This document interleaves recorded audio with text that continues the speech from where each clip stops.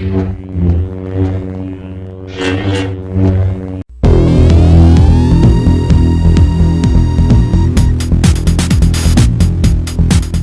going on, all you movie collectors out there? Phat Samurai Guy is here with Lady Phat Blood, and welcome to another episode of Phat Pickups. That's right, it is time. It's been a while. Get your stomach pumps ready. As is tradition, have 911 on standby. we usually the alcohol poisoning is coming. Alcohol poisoning. When we do our pickup videos, we usually kind of wait several months to go by, and then we do a big, huge, gigantic, epic reveal. Because 5-disc pickups are for pussies. Yes, so our updates are usually epic. We like to make it epic. So we're going to be here for a while.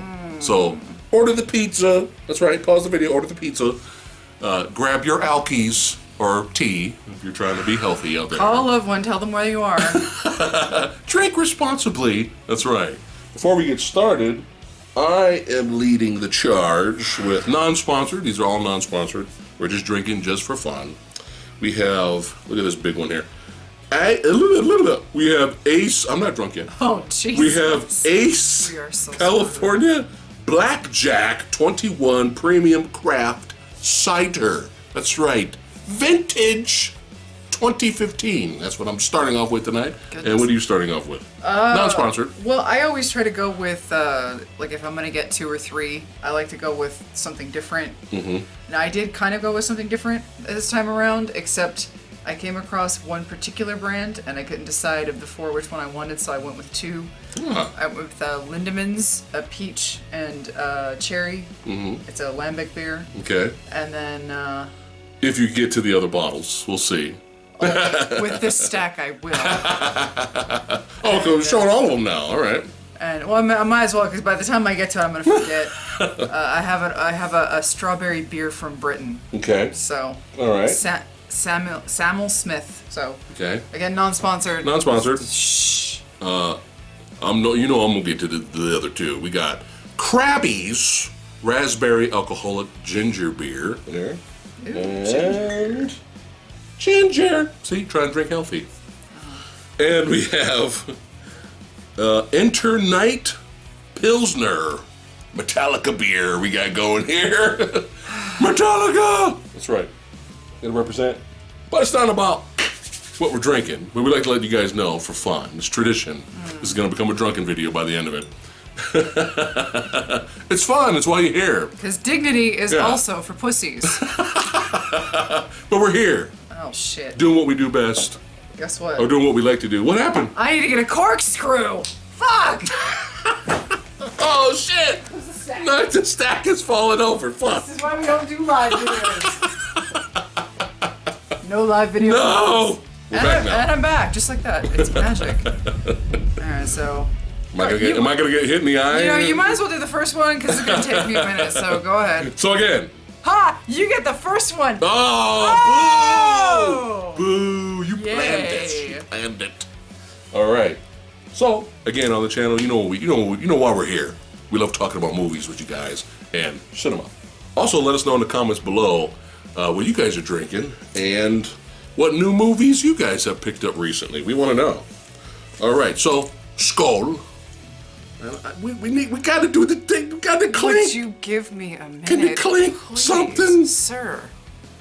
Would you please? Just let me clink something. Things take time. Oh, all right. Well, I'm gonna start drinking. I got it. Skål. Oh, clink. Wipe out.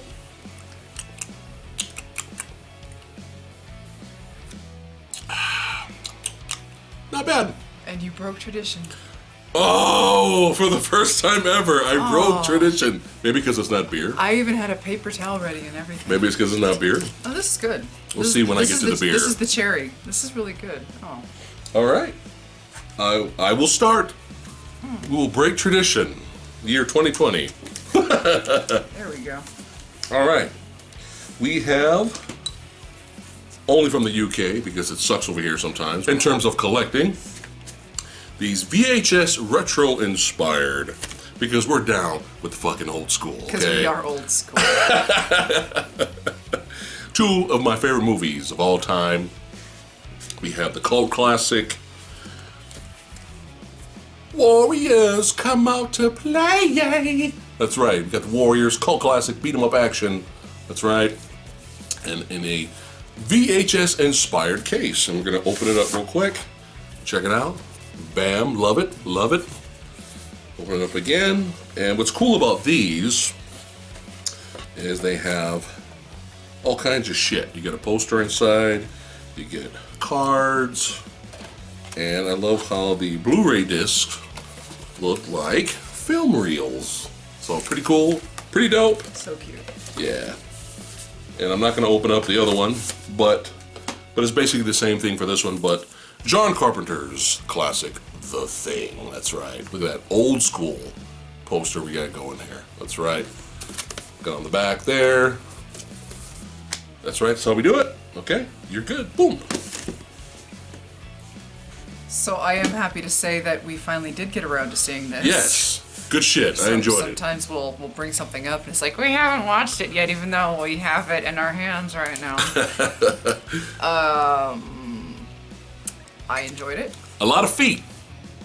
A lot of feet shots. So, Once Upon a Time in Hollywood. Yes. Which has this really, really wonderful collector's case. 4K. Which includes a Mad magazine, which I probably am not going to go. There's too much to open it up. Kind of open it. You can kind of see the cuteness that's going on in here. Got a poster, Mad magazine. You've even got a little record. Yeah, old school record we got going here. Yeah. From the hit single that was featured in the movie. From the Hullabaloo Show. Really cool artwork. Thank you, Sexy Sumo. Yeah. For hooking us up with this. Thank you. Oh, we gotta give him a shout out. Our boy from Germany, Mr. Nina Lusik, got us this birthday gift. Pretty cool, awesome book called The Art of Mondo. And if you guys have been following us on the channel for this many time a year, we love us some artwork. That's what we're all about. That's why we buy so many damn steel books, which we'll get to later. But it's all the Mondo artwork that they have created for posters, aka Blu-ray covers, all original artwork. All of it is featured in here. Look at that. You got Halloween, you got The Godfather, and this really awesome book. Look at that. We got Evil Dead and Dirty Harry. Really cool shit. I can't wait to look through all of this. Look at this Terminator 2 one is awesome. That's cool. That is so dope. So thanks again, Mr. Neenan. Thanks, Step. Now I'm really kind of upset about this because you bought this. Yeah. Because you heard that this was on somebody's top list or part of the list. I didn't buy it. I wanted to watch it with you. That's right. At Sexy Sumo. And we ended up buying it just to spite that fucking thing because we ended up really enjoying this. One of the worst movies ever made. Fuck you. Yeah. Bullshit. Yeah. JD's Revenge. Yes. Arrow release. This is actually a really fun exploitation film it's from hilarious. the 70s. It's actually, is it over the top? Oh my god, yes, in the best possible way. It's a bit out there. The plot is very bizarre. It's what is it? A 40s gangster spirit takes over. Guy gets killed, and his spirit basically ends up haunting our boy here. Yeah. Played by. We just learned this guy's name, Glenn Turman. Glenn Turman, who's still working today, by the way. And Lou Gossett Jr.'s in it, who's always, no matter what he's in, Lou Gossett Jr. is fantastic. But the really just the performance piece from Mr. Glenn is just great. Because he's a really good guy. Yeah. He's going to college. He's trying to make some of himself. He's got a fiance, maybe. It's been a while. He's still over 5 months around. But he's a good dude, and you have these really wonderful scenes where he'll transition in and out. Almost like Gollum and Smeagol style, a little bit. A little bit. Some people are calling this blaxploitation's Joker. I don't know about all that, but it's kind of funny that they're labeling it this. But still, it's a lot of fun. Yeah, the plot is over the top, but how many paranormal activity type movies do we have where it's a haunted place, a haunted object, So it's not really that out of place that he's just possessed by a ghost. Yeah. So it just happens to be an old gangster. Yeah, JD's Revenge, a lot of special features on that. Another sexy sumo gift here. We have 4K. All right. Don't kill me. Don't kill me, all right? We've seen 5 billion movies, and there's still a lot of movies we have not seen yet. This is a film that I've seen clips of. I've seen pieces of on TV. I always tried to watch it on TV back in the day, but I never really got around to finishing it. So don't kill me, but this will be my first time experiencing this movie, so I at least get to watch the final cut, the real edition version. But we have here in 4K this special collector's edition of Apocalypse Now. That's right. I've seen it, by the way. Yeah. I love the smell of napalm in the morning. So, yeah, heard good things. So, gonna have to check that out. Thanks again, Sexy Sumo. Oh, screw it. Okay, we just watched this. We literally bought this 2 days ago. Yeah. You bought this and we watched Excellent it. movie. We Excellent watched movie. It 24 hours ago. And Skull. so this was the director of The Witch, which was a film that you showed me recently also, and I really enjoyed The Witch. I saw the trailer for this a while back, and I instantly had this feeling of, ooh, I really want to see this. This looks like a movie I'm really going to enjoy. I don't know why, but I have a feeling. And it did not disappoint me. The Lighthouse with Willem Dafoe and Robert Pattinson. I've mentioned I'm obviously not into Twilight. I've probably given him grief also. I've probably given anybody grief that had anything to do with Twilight, but at the end of the day, they're actors and it's not their fault. It's like, you work with what you're given. And, but now, courtesy of this film, now you experience that he can actually act. Yeah. Yeah, he does good. I still don't know how I feel about him playing Batman, but, under the right director, I think almost anybody can do something if they have talent. And dude, Defoe. It's hard to recommend The Lighthouse because first of all, something I'm going to warn you about is much like The Witch, this director is very much into he's made the 2 films that we've seen so far, which were period piece films. Right. And with that comes very heavily and faithful dialect of the time. And so it's dialect and language that English speakers we just don't use anymore. So you get a lot of words in there that your brain is having a hard time processing, combined with these accents that are kind of thick. So I did find myself a couple of times here and there having to fill in the gaps because a lot of words I'm just like, I have no idea what that word is. And there's a lot of times where you're just kind of sitting there kind of having to absorb everything because your brain's like, okay, what does he mean by that? What does he mean by that? But visually, this movie's a trip. I cannot promise you that this movie's gonna make sense by the time you watch it. If you decide to take the plunge.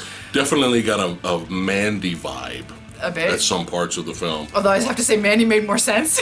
But holy shit. I do. But I enjoyed the ride the whole time. So we're not gonna spoil it for you. We're not gonna go into spoilers or anything. No. But we will give you a warning, and that this is, to us, some people are different, but this is not a horror film.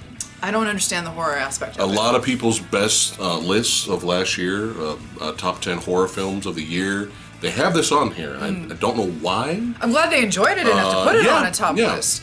But I'm not sure about the horror aspect. If anything, this is a psychological thriller.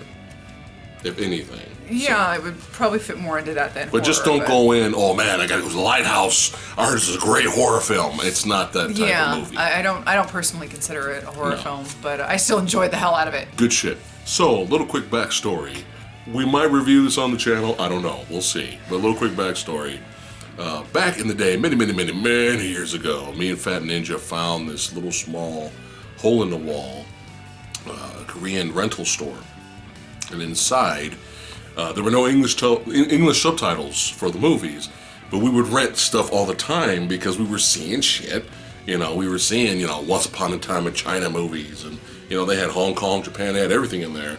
So we didn't care. We were just desperate to watch stuff that we've never seen before. So we were like, hey, you see anything this time? We're like, I'm still looking.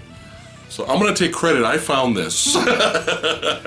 So I'm looking around, not really seeing anything interesting. The area that I'm standing in, I'm looking around, and then I look all the way down, and at the very bottom, it was really hidden. But the only thing I noticed was the photo on the side of the VHS. The VHS, right? So I grab it, and we pick it up. I'm like, oh my god, Phat Ninja, look at this. Oh my god, we got to rent this. And it was a dude, muscle dude, kind of like Liu Kang, basically punching through this gigantic wall, like this huge crater, this huge wall, and that was it. That was the only thing that was on the cover. So we go back, pop in the movie, and we're kind of like, oh boy.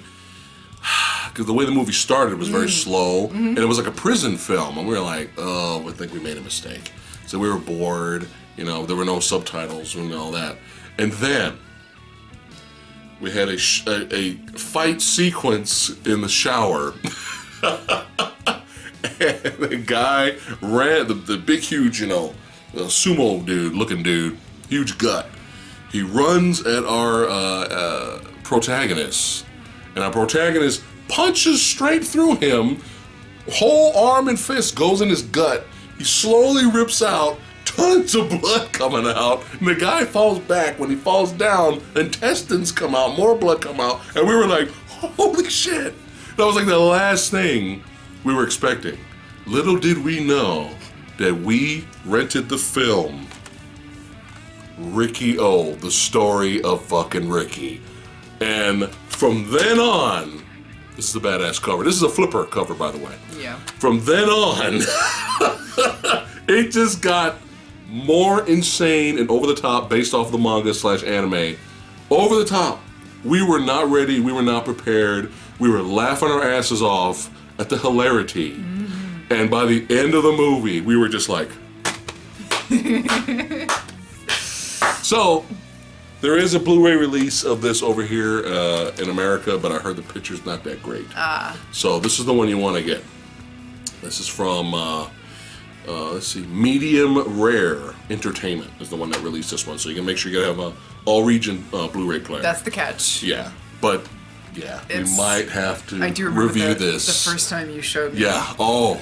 It was fun. Then we showed Cranky Critic. It was fun. Yeah, it was an amazing experience because we had no idea what we were about to watch. And the funny thing is that you can actually enjoy it both in English and in its original language, because the English dub, it's right at that sweet spot. It's hilarious. It's right at that sweet spot where they were still kind of taking the piss out of it, like the way dubs used to work, when instead of in the mid-90s and the late 90s and now, where dubs just don't give a shit in America, where they're just bored all the time. This dubbing was just, we're just gonna go all out because we don't know what the fuck we're watching, so we're just gonna dub accordingly. Yeah. So if you want to like not take it so, I mean, this movie you can't really take it seriously. They weren't taking it seriously. The movie's wacky. The warden of the prison has nothing but porn behind him. And he's got a porn movie shelf that he keeps in his eyeball. Yeah, he's got a fake eyeball. Okay. Pulls it out and says, "Hey, care for a mint?" Yeah. So this movie, you can literally, like I said, you can enjoy it either way. So it's. We'll leave you with this. If you've never seen Ricky O, the story of Ricky, we'll leave you with this. Ricky defeats one of the badass inmates, right? The inmate feels shame that he lost the fight, so he basically kills himself. He wants to die honorably. So he stabs his gut, rips it open, right? And Ricky runs over there. No, don't do it. Why did you do that? And it was all a ruse. And as a last effort to win the fight, the guy rips his intestines out of his stomach and wraps it around Ricky's neck and tries to choke him with it. And that's not the most insane part of the film. So that's not even the end of the film. There you go. Yeah.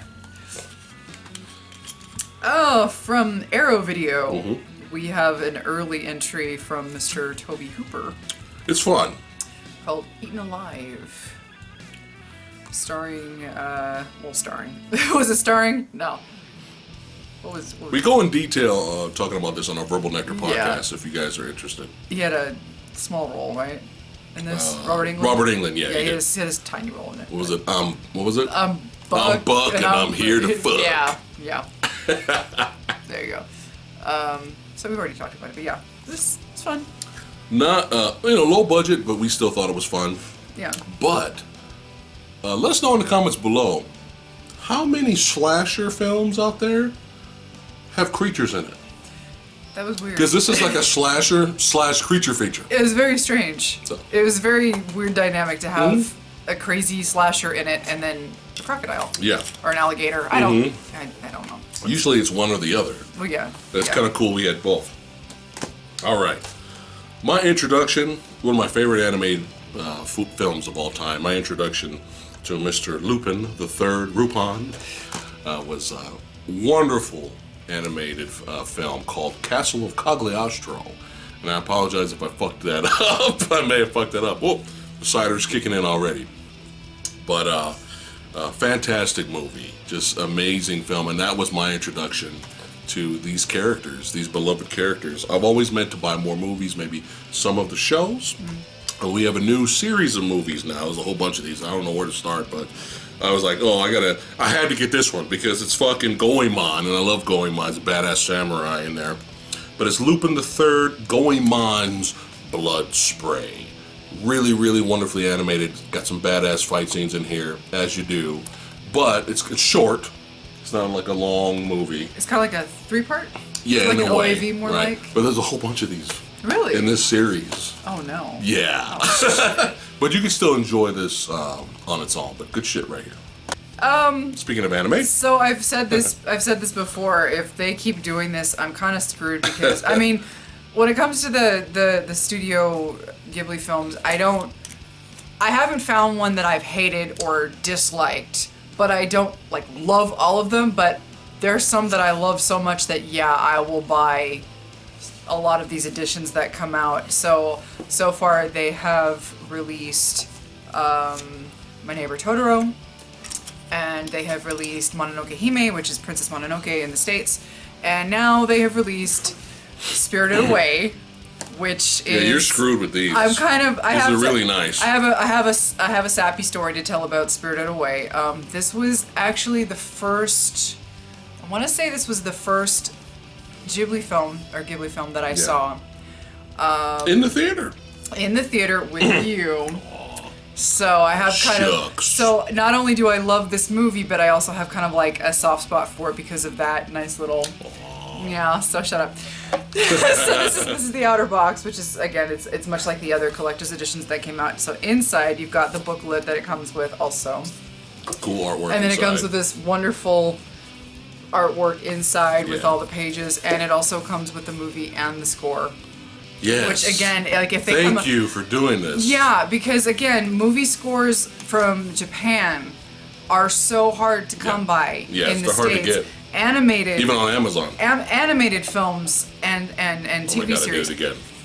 Okay, and sorry. TV series are also very difficult to score in the United States. Sometimes you're paying import fees that are, you're paying $60 for a CD, for a soundtrack, and it's pretty tough. So to have these come out, it's really sweet. And like I said, if they come out with Kiki's Delivery Service, I'm screwed. There's so many movies that I'm like, oh my god, please don't. Hell's Moving Castle, I heard recently, let us know, in the comments below if this is double confirmed or not, but I did hear rumor the studio's coming back. They're going to do 2 more movies. I heard something about that. You heard that too? Yeah. How cool is that? So, yeah, but, this is very nice. All right, now we go from heartwarming to let's just blow some fucking shit up. The Delta Force, starring Chuck Norris, Lee Marvin, and our boy Steve James. Oh, Steve James. You left us too soon, buddy. I know. This, this really, really good picture on this Arrow release video. Got some special features. This, we got cheesy soundtrack, but memorable. And that's all that matters. By our boy here. Where is he at? Where is he? I can't find him. Who? Alan Silvestri. What? Predator. Back to the Future. Avengers! Oh my god! Yeah. What? Kind of a cheesy theme. Oh no! But very memorable. And rest in peace, My boy here played the villain. What's his name? Damn it. Robert Forster. Oh. That's right. But yeah, this is a fucking crowd pleaser. I enjoyed this so much because it's been so many years since I've seen it on TV. Yeah. So when I got it on Blu-ray, it was like watching it again for the first time again. And just a crowd pleaser, man. Like, you got a little bit of martial arts here and there. You got Chuck being a badass. Explosions, the team, guns. I mean, you got Chuck swinging down on a line, sliding down, just Uzi spraying enemies. No. And I mean, come on, like this is like classic canon. Yes. 80s right here. Highly recommend Delta Force. So this I got just recently for my birthday. From Mama. From my mudda. Mm-hmm. Thank you, mudda. Please don't watch these videos. They're embarrassing. I don't need my mother to see me like this. Mom, please don't. Please turn the video off. She watches our videos and sometimes like, Mom, please. This is not for you. Please stop. The 5-movie collection, which will soon be obsolete. Jurassic World. So it's Jurassic Park 1 through all the way up to the recent one, Fallen Kingdom, in 4K. Yes. So cool cover. I am very much looking forward to watching 2 of these films. But hey, they're in 4K. Yes, I do. I have an attachment to The Lost World, believe it or not, because you got to remember Jurassic Park. Okay, here's a little timeline. I think we went over this in the video. Jurassic Park was such a phenomenon in 1993 when it came out. My cousin, the Cranky Critic, and I, we were like so blown away, as was millions of people all over the world, by Jurassic Park. So when the sequel finally came out, 4 years later, 4 fucking years later, it was Times have changed. Yeah, it was at the time the biggest opening weekend, which it soon plummeted out of the people's mind because the movie was just a disappointment. I still enjoy it. I love John Williams' score. I love what he did with it. He completely turned the score around into something completely different because it was a different environment. It was a different concept. I do have a lot of love for The Lost World, even though it is not necessarily a great film. 3 is just... 3 is cash in. 3 is cash in. 3 but is universal cash in. There's some entertainment in 3, and 4, the end finale fight was great. The team up. That was my favorite part of the film. And 5, you know. It happened. Yeah, 5 happened, and I'll be forwarding to, you know, Bryce's ass. Forward to the ass shot. Okay, I'm done. That's good. We're gonna Bryce, take the movie back out. Bryce, I applaud you. Well done. Don't be ashamed of it. We like them thick. All right. Oh, good news is your mom got that for a good deal. So you could say you got Fallen Kingdom for free. I will say I got Fallen Kingdom. All right.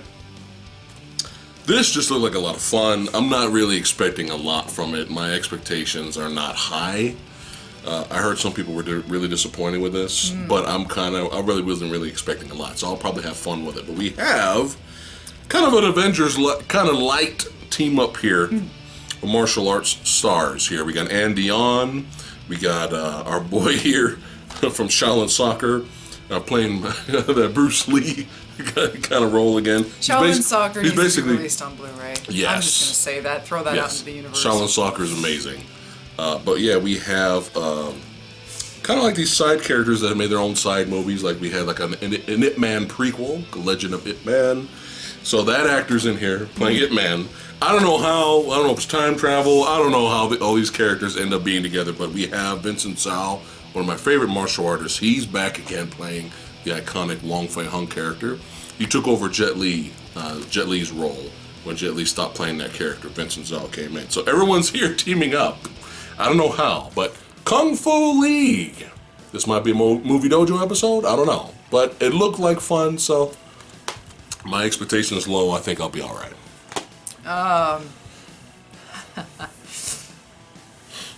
I'm probably going to get us in trouble for saying this. Uh-oh. This is how you do a badass female character. Yes. We've said that multiple times. What are you talking about on this channel? This is how you progress a badass female character and make her believable and make her relatable and don't make her, a bitch that feels like it's being forced down your throat. Yeah, there's no agenda for this movie. There's none of that bullshit. It's just a fucking badass, amazing One of film. the greatest sequels of all time. 5-star movie right here. One of the greatest sequels of all time. A beautiful blend of the special effects of its time. Oh. You want to talk about taking a concept, and you want to talk about sequel waiting. You got 79 to 86. That's a hell of a gap for a sequel. You know, That's how it was back then, though, man. You want to complain about a 2-year gap? Yeah. Think about that. The iconic Aliens. Yes. This is the 30th anniversary edition. So it comes with the Blu-ray, and it comes with a lovely little book, which I don't really want to dig out. You right don't take now. it out. But It's got artwork. It's got comic book too, right? They have like little lobby cards or something like that. it looks like it's like some art, like concept art and stuff like that. You can see it on the back there. But yeah, classic 5-star film. Fantastic film.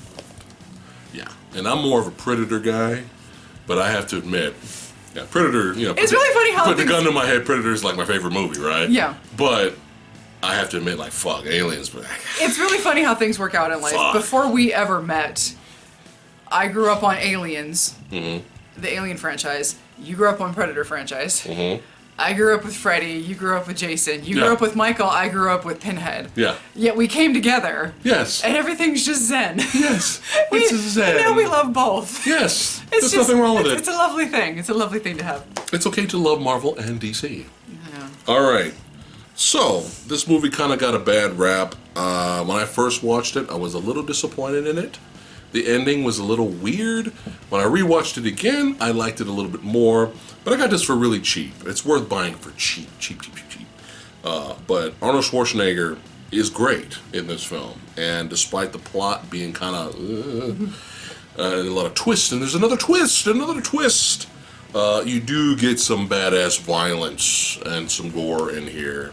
And Arnold just really being the highlight of the film. So I give you Sabotage. So, Sabotage! Oh, get us. So, let me know. Be honest in the comments. Let me know what you guys think about this film. Is it really that bad? It's okay if you guess it. I'm not going to argue against it. So this is from Wogo USA. We saw the trailer and we were really excited Good about movie. this. Good thriller. This is a good, solid thriller. Mm-hmm. The gangster, the cop, and the devil. Just Synopsis is... Just think about how awesome this sounds, okay? Yeah. Basically, you have a serial killer going around doing his thing. He ends up attacking the gangster in here, but not knowing really who he is. Right. Not knowing this guy's a bigwig, but a badass too that can kind of hold his own. Yeah. So the gangster think, this is not spoilers. The gangster think that it was kind of a hit. Right. Right? But what he finds out later when the cop teams up with him is that, it's a fucking serial killer. So you have a cop that kind of goes against the grain. Mm-hmm. He's not like play by the rules type of cop. Right. Is willing to team up with a fucking badass gangster to hunt and find a fucking serial killer. If that doesn't sound amazing. Okay? Now, I really like this movie. I was really entertained by it and I highly recommend it. But my expectations were different. Mm. I was expecting some I Saw the Devil shit. Right. But on its own merits, Yeah, it's a good, entertaining cop thriller. It's still totally solid. Mm-hmm. It's still a good watch. Now, we're going from The Thing to this, one of the best remakes ever. Okay? People don't talk about this fucking movie. This movie's just underrated in terms of remakes. This is a very underrated movie. This is classic 80s, okay? Now the visual effects are dated, okay? They're dated. Visual effects are dated, but some of the best practical effects ever. And I'm so happy, because I've been waiting a long time for this. I'm so happy Scream Factory has released the 1980s version of The Blob. Please let me know in the comments below if you guys like this movie, man. This movie is it's just fucking great. This is a really, really, really good watch. One of the best remakes out there, in my opinion. But yeah, tons of special features. Good shit. So you bought this for me it was kind of funny because I actually almost bought this for myself. Wow, really? Yeah. I didn't know that. That's hilarious. Because I saw a video done on it on YouTube a while back, and I was like, you know what? I remember seeing this show back when we had cable, like 20 years ago. I remember it too. Back on USA. Yeah. And I would catch a couple of episodes, and I'm a sucker for older cheesy shows because I grew up on that shit, like the old Highlander show. Yeah. The show is terrible, but Xena for me. I love Xena. No, I love Xena. Has its moments of being awful, but sometimes Xena was really good. But the cheese, there's this cheese to it. Like the Highlander TV series was terrible, but I low-key kind of love it. Sometimes cheese is the charm. Yeah, and this was one of those shows I remember seeing a couple of episodes here and there, and I was like, you know, I could probably have this on in the background when I'm painting or something for fun. When I used to watch it on TV once in a while, I remember going like, this is cheesy. But at the same time, I'm like, this concept's kind of fucking dope. Yeah. Like, it's kind of fucking dope. Like, the concept is kind of good, but it was just, you know, it was 90s. Low budget. 90s, I think it's Canadian, so, you know, it's going to be low budget and cheesy. Forever Night, the complete series. Yes. On DVD. On DVD, no Blu-ray, and it's Mill Creek, so it's, you know, it's gonna be on the cheap side. It's cheap too. But the price is very cheap for this. You know, I'm looking forward to watching this. It's It's cheesy. The concept real quick, just what it is. From what I remember, I think his name is Nicholas Knight. I think his name is.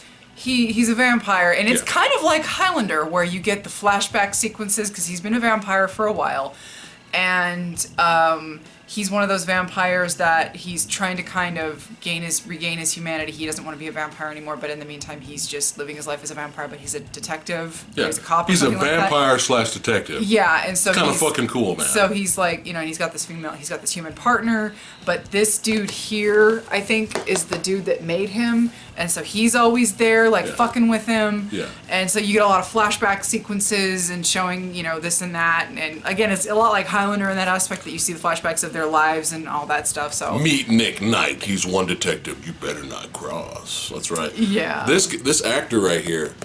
He's a lot of plays the character of Prince in a sci-fi show that we accidentally came across and really ended up enjoying. Called even though the last season was kind of a train wreck. A show called Lex. Let us know in the comments below Lex was fantastic. if you guys have ever heard of Lex. Lex was great. And let us, it was fun. It was fun.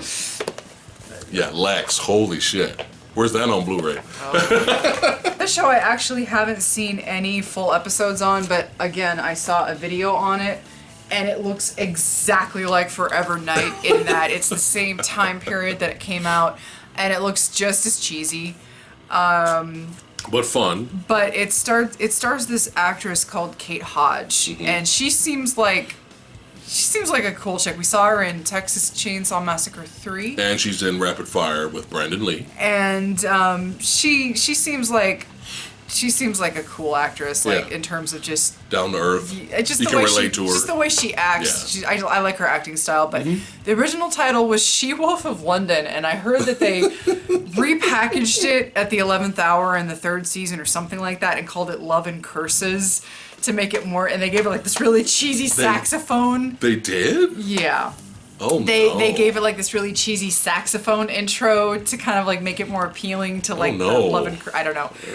But yeah, she is this student, this college student or something, or grad student, and she gets bitten and she becomes a werewolf. And so her whole thing is that she's trying to find a cure for her werewolf situation going on. It looks just like Forever Night, and it looks the same when that I'm going to be in for a lot of good natured cheese fest. So I'm looking forward to this too. And from Arrow Video, we have here a movie I really enjoyed, Demons. That's right.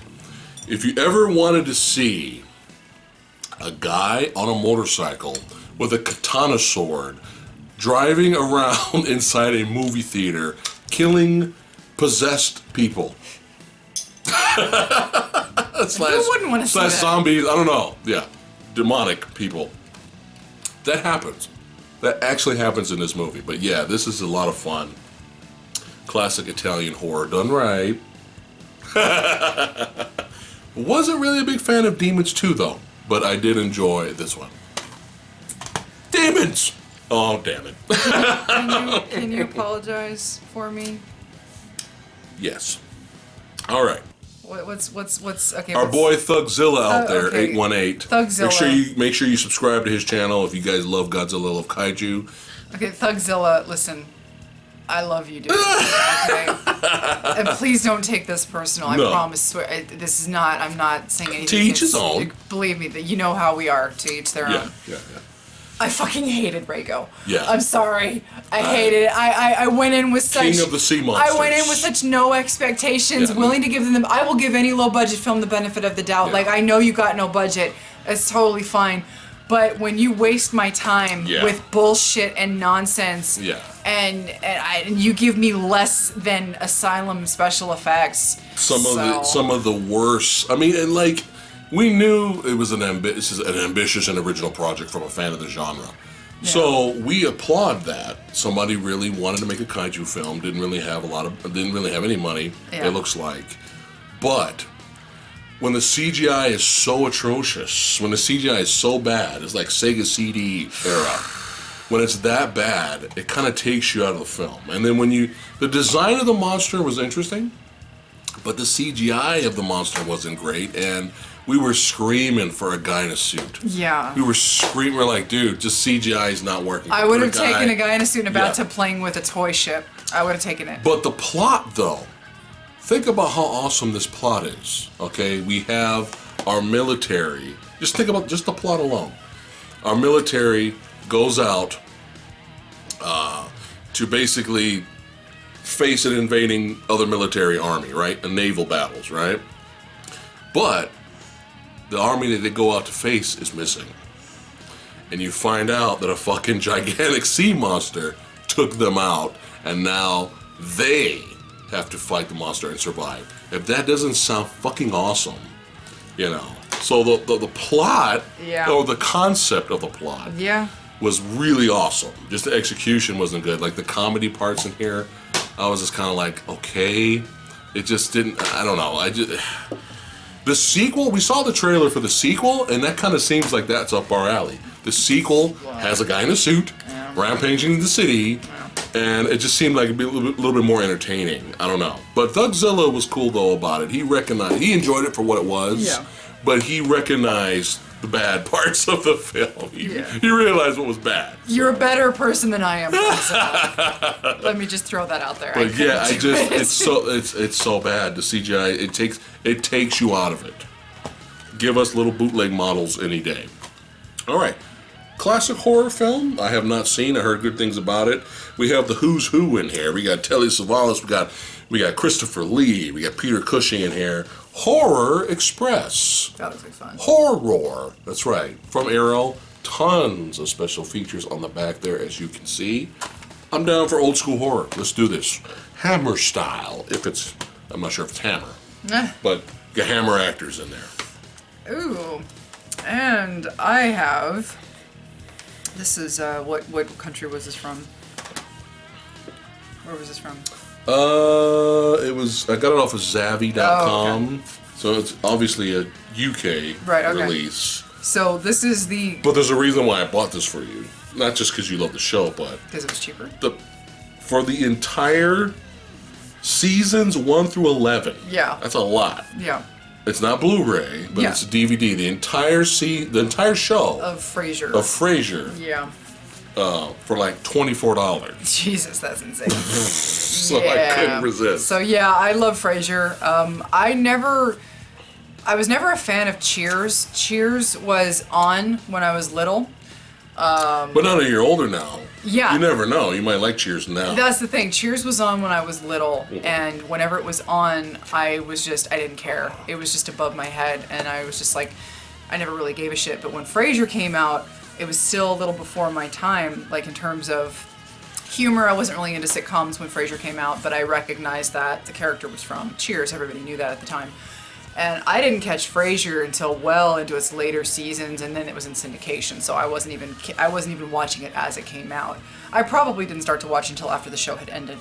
But I happened to give it a chance. It was one of those shows where I literally just, it would be on and I would just start to watch it, and I don't even remember why, and I just fell in love with it. It's just so dry, the humor. Niles and Frasier, they're so uppity and they're just so unrelatable, and I think that's their dad is like the low dope. Their dad's like the you know, what is it, the blue collar working man. He was a retired cop. Total opposite of that. And there's even like a question of their paternity, their like relation to him at some point, you know, just because their mom was the intellectual and the, you know, the brain in the family and everything, but I love the show so much. Growing up, my type of shows were like Fresh Prince from Bel-Air, Martin, I know, right? In Living Color, some Saturday Night Live. That was the kind of shows I watched growing up. Never really got into Frasier. I just didn't really like, it's not really my type of comedy. Now that I'm older and you showed me several episodes, I'm like, dude, this is actually funny. Yeah. Because I'm like, when I was young, I watched it and I was just, everybody's uppity, Yeah. and I'm not gonna go to McDonald's and order that. Do they have salad? Right? I was just like, yeah. I didn't really relate. But that's the joke. I find it That's funny. the joke of the show. So now once you realize that that's the joke of the show, is that you have a blue-collar dad, hey, let's go out there, go to a baseball game, sons, you know, let's eat hot dogs and stuff. Part of the joke, and you have the two uppity brothers. Yeah. Like, but do we have to sit amongst the common people? Yeah. That's the fucking joke of the show. Yeah. So once you realize that, I'm like, dude, this is kind of hilarious. I actually end up liking the show as well. And that's why we rooted for to play Beast. He was a good Beast. Kelsey Grammer was perfectly fine as Beast. Just the movies were. So we're back to kaiju now. So there is this company out here. My goodness. What is this company? Where are you? We do not have enough time left in our lives for all of this. I know. Eastern Star. I have to start watching. I know. Eastern Star, discothequemedia.com. They're releasing all kinds of old Japanese TV shows, and I think that's great. Yes. There's a message from space. If you guys are unaware. Is Sonata in it? Yes. Buy it! I know. If you guys are unaware, obviously when Star Wars came out, huge hit. All foreign countries basically made their own version of Star Wars. And there's one out there starring Henry Sonata and Sonny Chiba called Message from Space. And it's bad. It's bad. But fucking amazing. Yeah. So, there's a TV show based off of it, and this company released it too. I know, I should probably buy it. But I saw this and I was like, it's kind of fun owning something you never heard of.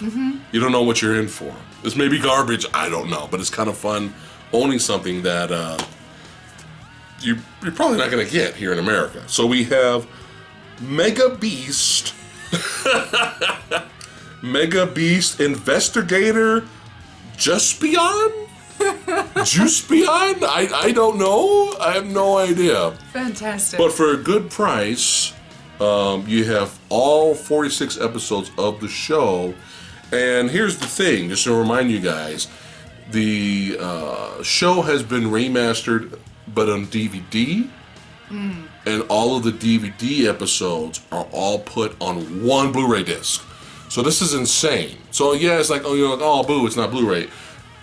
I kind of get that, but think about it. You have 46 episodes of the show on one disc. On something, if you're stateside like us, you're not going to get that. That's here. insane. Or you're going to pop, hundreds of dollars for the Japanese version, which, if you can, by all means. So hopefully we'll get some fun cheese moments with that. Now, more kaiju superhero moments we got here. New shows. I started with the original ones. You'll see that later in the video. But we have Ultraman Orb and Ultraman Geed? Oh. Geed. Sure. These right here released on Blu-ray, these series. Now here's the thing. They actually released these series and the movies separately. So I'm like, fuck it, it's cheaper to just get them together. So this is like the whole series of Geed and the whole series of Orb, plus the movie is in each one. So, Ultraman, represent. Ultraman. I have been... Next. I have been wanting to see this movie for so long. This is a bad idea. Okay. I actually wanted to watch this a while back. It's just we haven't gotten around to it. But you caught it. Tradition will not be broken. At least you caught it. Yeah, it's still bubbled up though. Yay, alright. Ooh, this is good. Okay. Ooh. Good. This is some good shit. Crabbies. Cool. Raspberry. Oh, I like this. So, again, from Arrow Video, you're going to notice a pattern here. Arrow. Phantom of the Paradise by Brian De Palma. I bought that because I was like, what the fuck is that? I know it's a wacky, bizarre take on the Phantom of the Opera, and it looks like there's a bit of Faust and Dorian Gray. Picture of Dorian Gray in there. The special features are insane. So I've seen a couple of, maybe one review on this, and I am so looking forward to this. I want to watch this like as soon as I possibly can. Yeah, and also let us know if there's a remake of this film. I have a feeling there's a remake out there. All right. Stop it. One of the best fun horror anthology films of last year, we have Nightmare Cinema. Very good, very entertaining stuff on there. If you guys are big fans of horror anthology films, we recommend Nightmare Cinema. Good stuff on here. Even the ones that I didn't like as much as the others, they were still really interesting. So, good stuff. Romero! Of course. Sexy Sumo just watched that recently for the first time. And? He liked it. Okay. He thought it was hilarious. We have the stuff. Never enough. Never enough is the stuff. Are you eating it, or is it eating you? From Mr. Larry Cohen, who also brought us Q, the Winged Serpent. Yes. Which is phenomenal. Oh. Which is a fantastic film. It is amazing. This is probably, if you want a pretty good representation of commercialism and advertising in the 80s, this is it. This is the film. And consumerism, that's a good one too. This is it. I really wish they sold the stuff. Like, I would buy it. I guarantee you somebody has made it. I promise you somebody has made it. Next up, we have Arrow! Another Arrow release, tons of special features. What evil drives the car? Yeah, there's nowhere to run, nowhere to hide, no way to stop. The car. That's right. That's right. Made when Jaws was still the most successful film of all time. So somebody said, hey, let's do Jaws, but let's have a car instead of a shark. We have Josh Brolin's dad in this one. Yeah, I can't wait to rewatch this film all the way through. I've only seen clips of it, and I'm like, oh, this looks ridiculous, and I'm going to have tons of fun of this one. But yeah, the car. So who thought we'd live to see the day where Orion would come back after bankruptcy? I know, right? You guys remember Orion? You live long enough and you're going to see a lot of stuff come back. Man, this is good. Good. Fuck. This was a movie This was good! I was not excited for it. Sexy Sumo enjoyed it as well. I am good. I'm a fan of the original. It's safe to say that. The original's still the best. It's a classic. It's still the best. It's ridiculous and we love it. It's silly and fun and 80s, and I love it. When I was hearing things about what they were changing, I was like, well, I mean, there's no point in remaking a film when it's already the way it is. If you're going to do a reboot or whatever you're going to do with it, you want to change it to make its own. Some of the changes, I was like, okay, I see what you're doing to make things updated and modern and all that. I should have hated this. I just couldn't. It's not. It's entertaining. It's just not. It's not the terrible dumpster fire that I've come to expect from horror movie remakes. It's just not that bad. Yeah. Some people would disagree with me, and that's totally cool. I get it.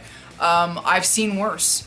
I'm sorry. When it comes to horror movie remakes, Yeah. I have seen so many movies that are just so much worse than this. The kid actor in this fine. was not cringe. Aubrey Plaza's in it. Aubrey Plaza was great. Please give me more Aubrey. Yeah.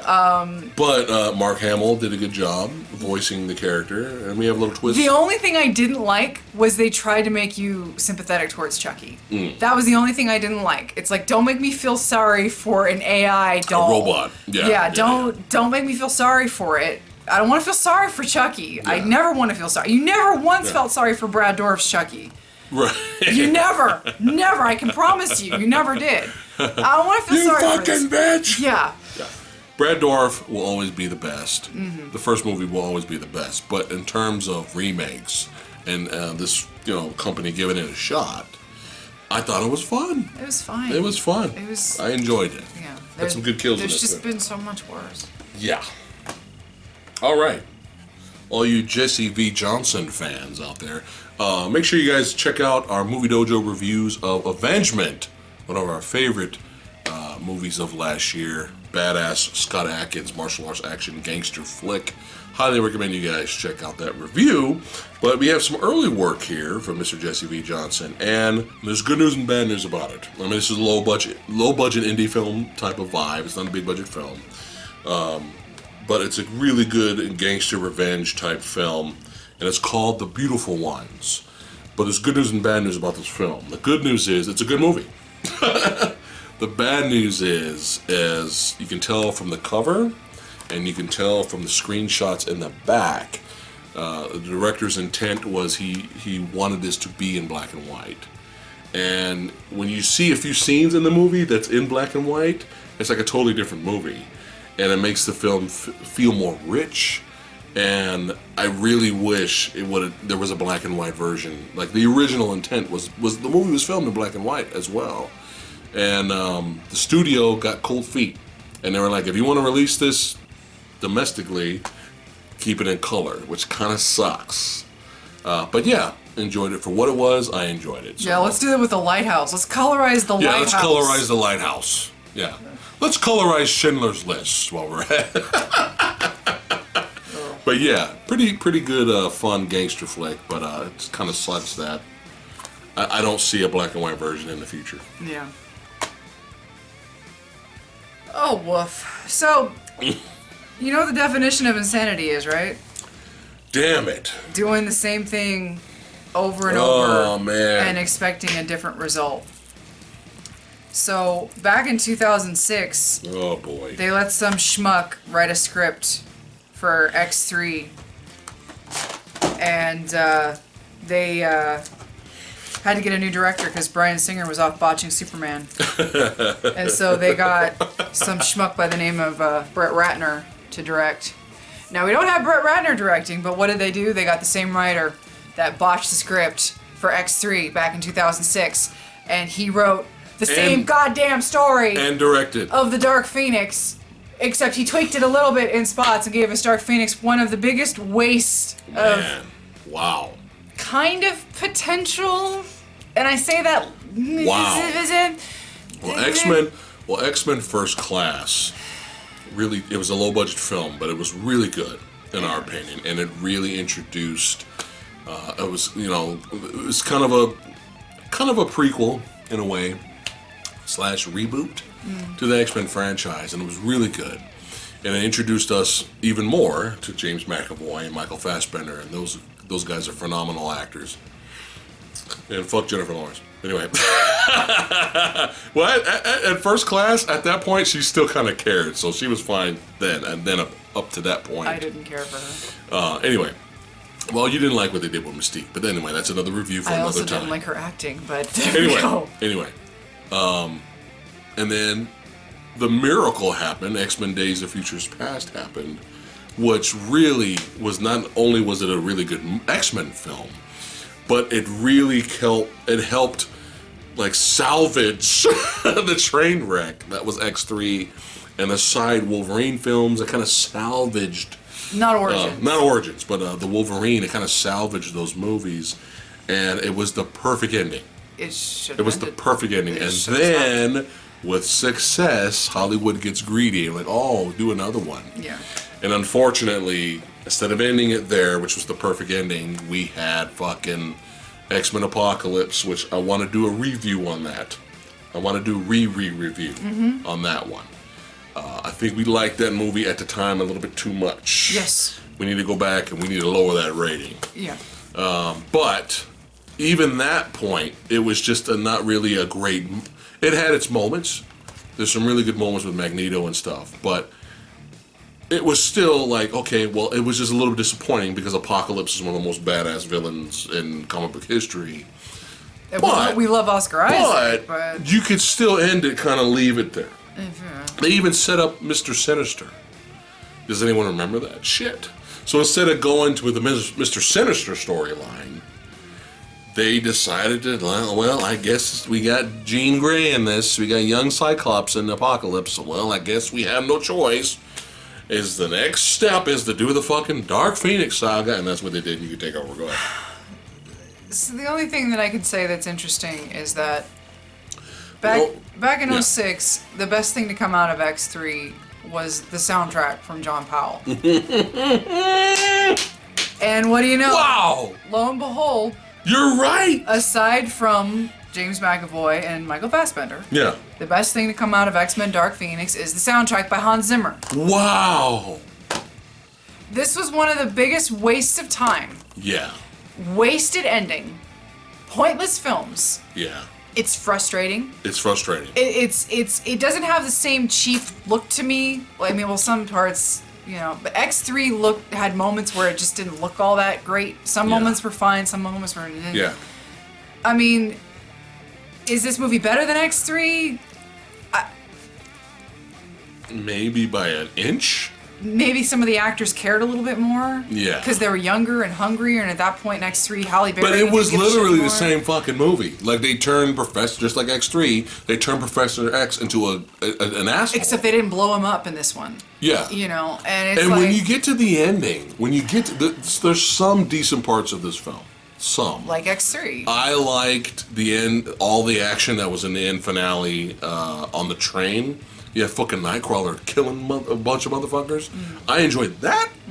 Was it enough to save the movie? No. Jessica Chastain was wasted in this movie. Anybody could have played her part.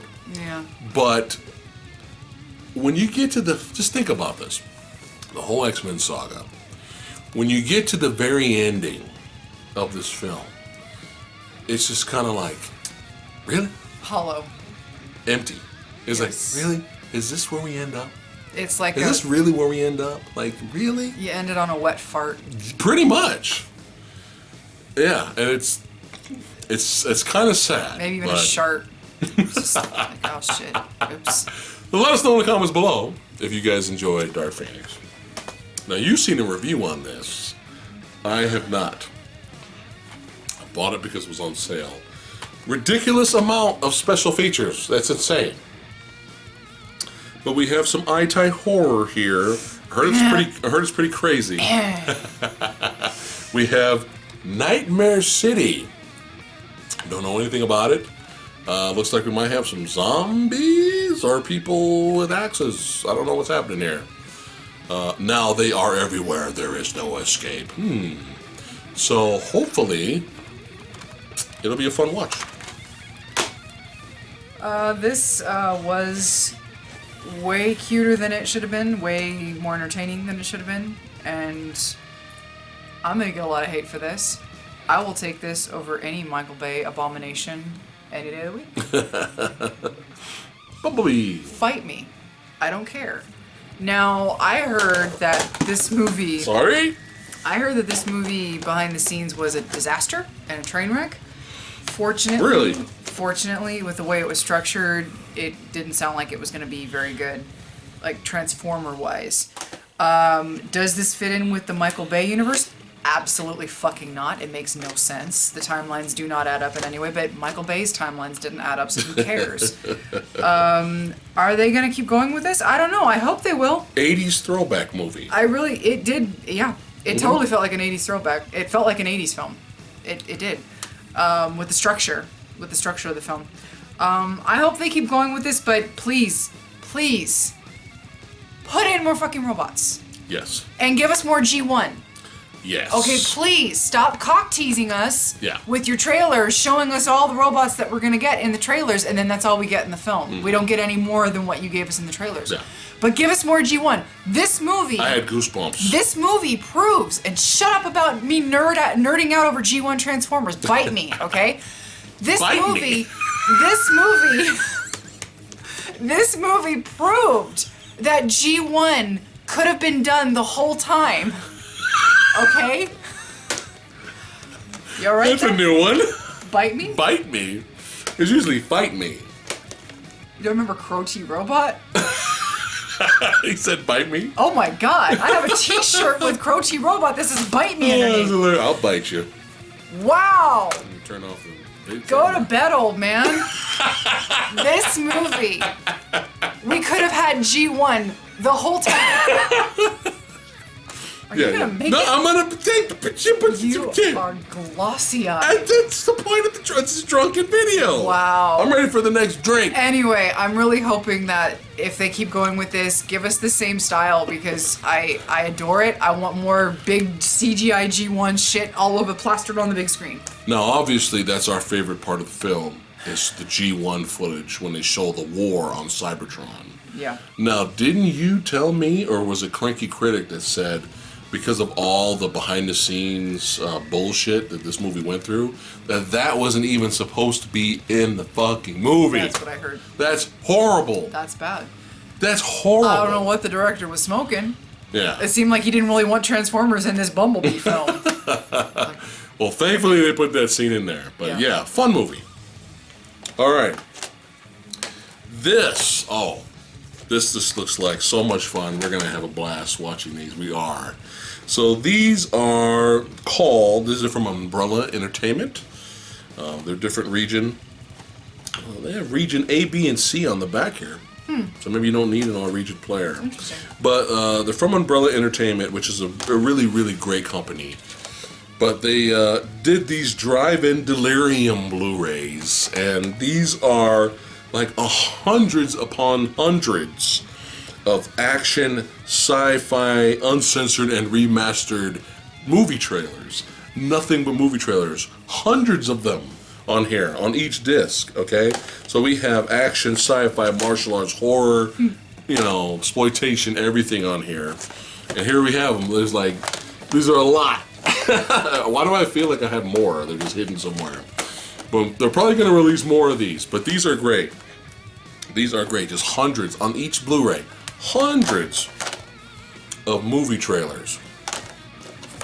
And the great thing about this is there's going to be tons of comedy.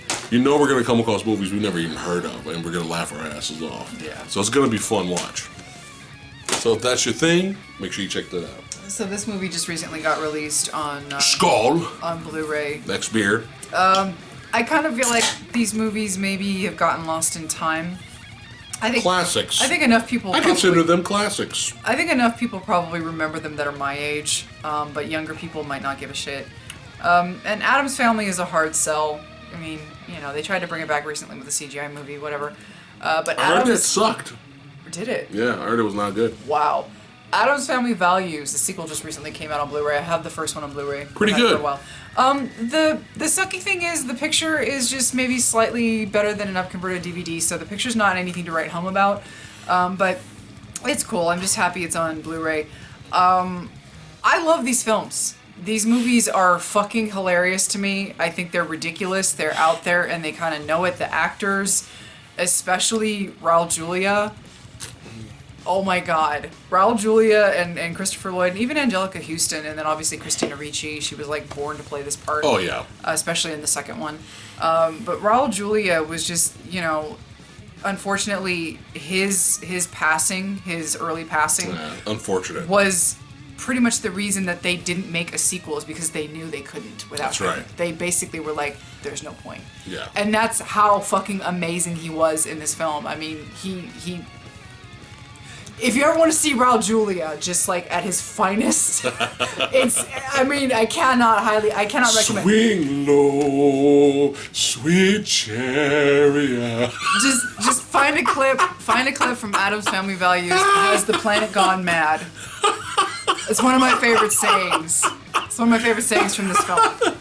Yeah, great comedies, man. I came to those late because of you. Mm-hmm. I kind of missed those growing up, and I was like, dude, these are great. Yeah.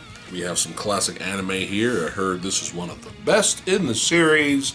I still have not watched Gundam 0083 yet, which I also heard was amazing, but a lot of people were highly recommending to me Mobile Suit Gundam 0080 War in the Pocket.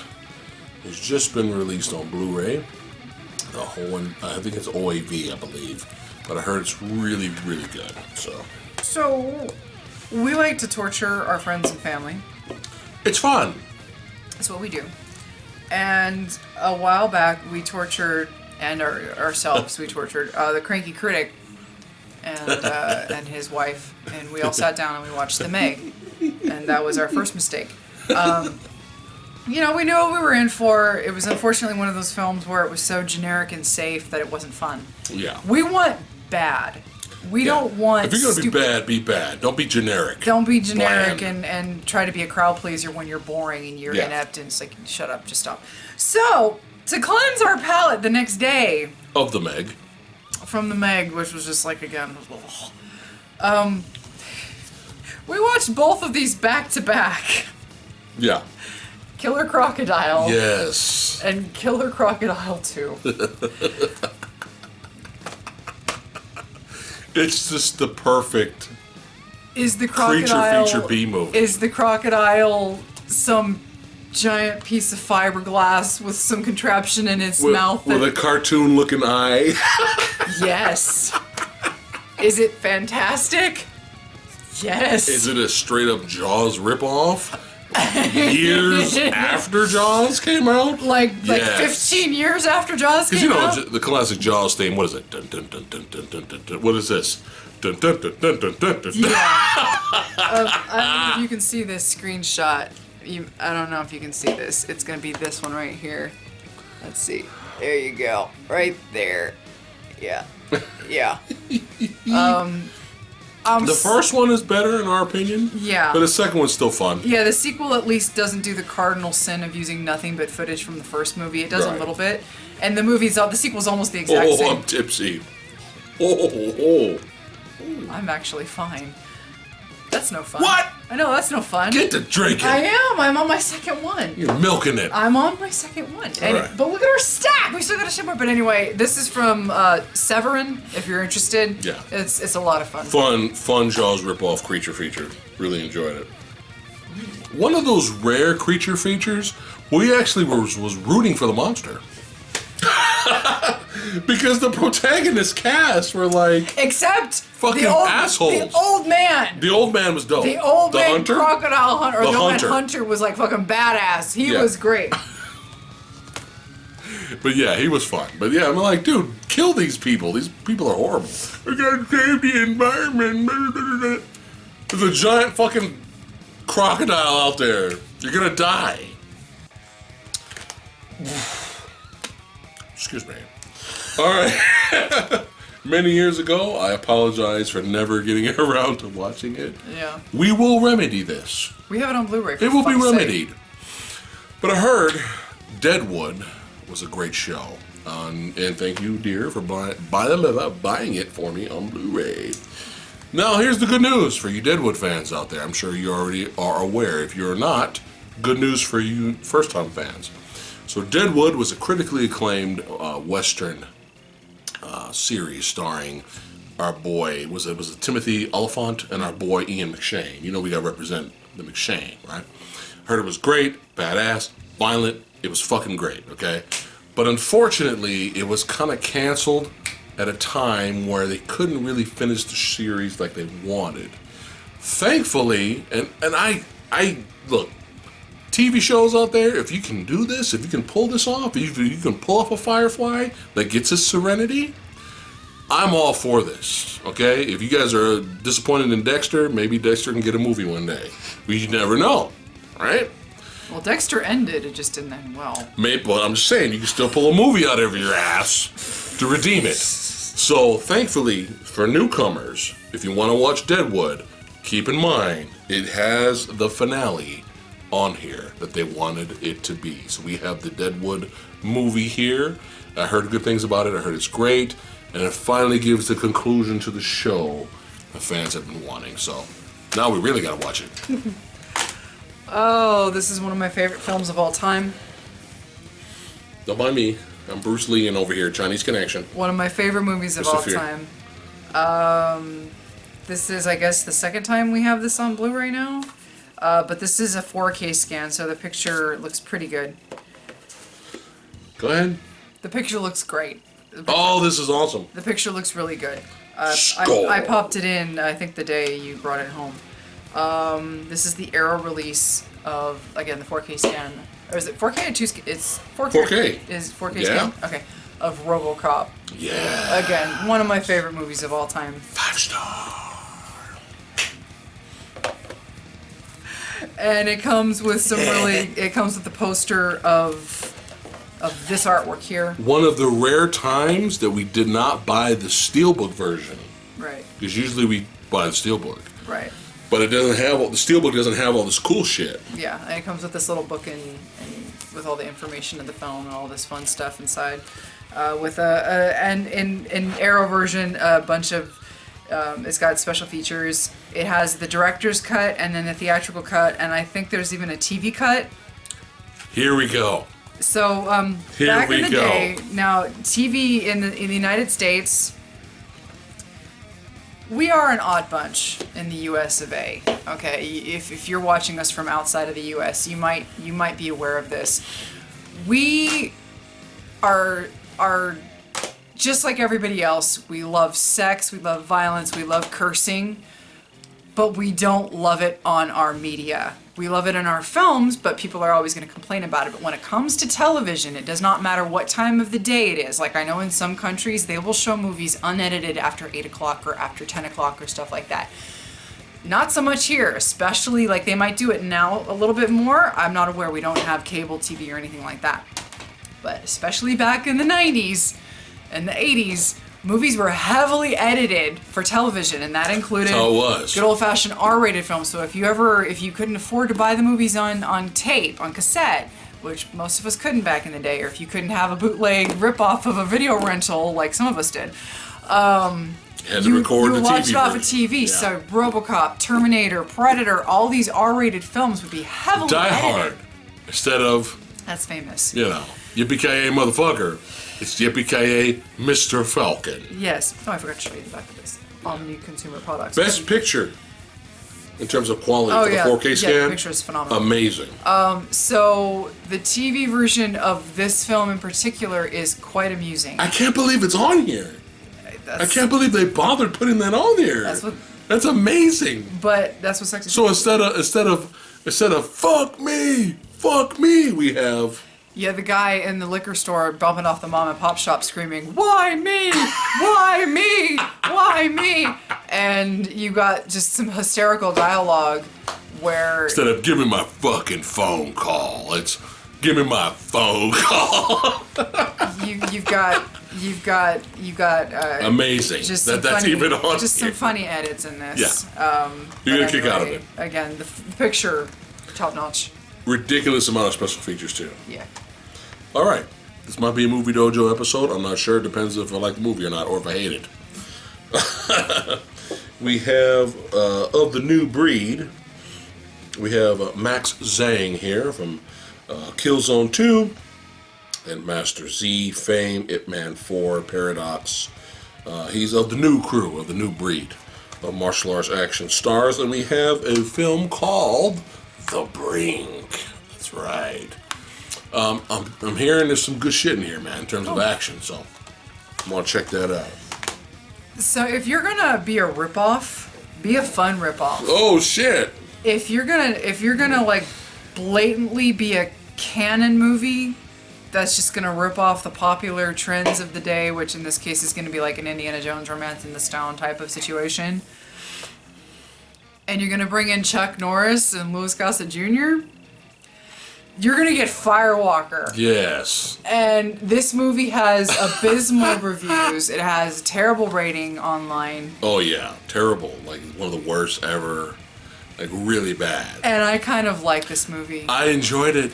This movie, I know. I've never seen Chuck Norris like this. Yeah, Chuck Norris playing against type. And comedy, showing a little bit more personality. Yeah. And getting his ass kicked. Not a lot. Yeah. But it was nice to see a deviation of his usual stoic. And what was really character. funny, we had just gotten done watching Predator on 4K. Because if you pop in Predator for 5 minutes, we're gonna watch the whole fucking movie. We're gonna watch the whole movie. You can't. One does not simply put in Predator to look at the picture quality for the 4K and not watch the whole film. So as soon as we popped in Predator and we finished that, that evening we popped this movie in, and Sonny Landham is in this. The guy who played Billy was fucking in this as the villain, as the villain native who's going after them for the MacGuffin. Yeah. But this movie's wacky, it's zany, it's stupid, but it knows it's stupid. I genuinely think this movie knew it was kind of dumb, and it's very tongue-in-cheek, and I know everybody just thought this is like this stupid knockoff, which it is, but it kind of knows it, so I found that charming. I hate to say this, but I think this movie deserved a sequel. I would have loved to have seen a sequel with these two. Like, don't just bring one back and not the other. Mm-hmm. They actually played well off of each other. No, Chuck Norris needs Lou Gossett Jr. Because, like I said, he needs him. Lou Gossett Jr. He was in Jaws 3. I remember him as a kid in Jaws 3, and he was my favorite character in Jaws 3. He's just one of those actors. He's always Punisher, starring Dolph Lundgren. He's always good.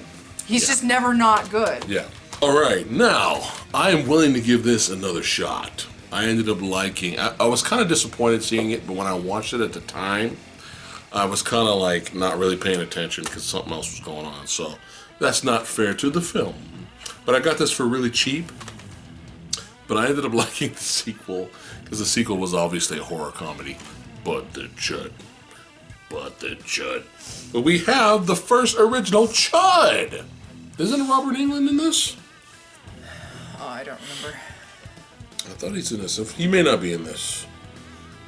Oh, it's Daniel Stern. Holy what's in this? Daniel Stern. Holy fuck. How did I mix up Daniel Stern with Robert Englund? Daniel Stern? What is he? Woo! What is he doing? Home Alone fame. Yeah, tons of special features. Chud! So she's got a huge crush on Louis Mandylor.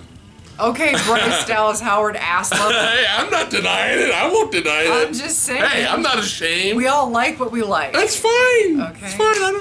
I'm not hating on it. I'm just saying. He's a good-looking guy.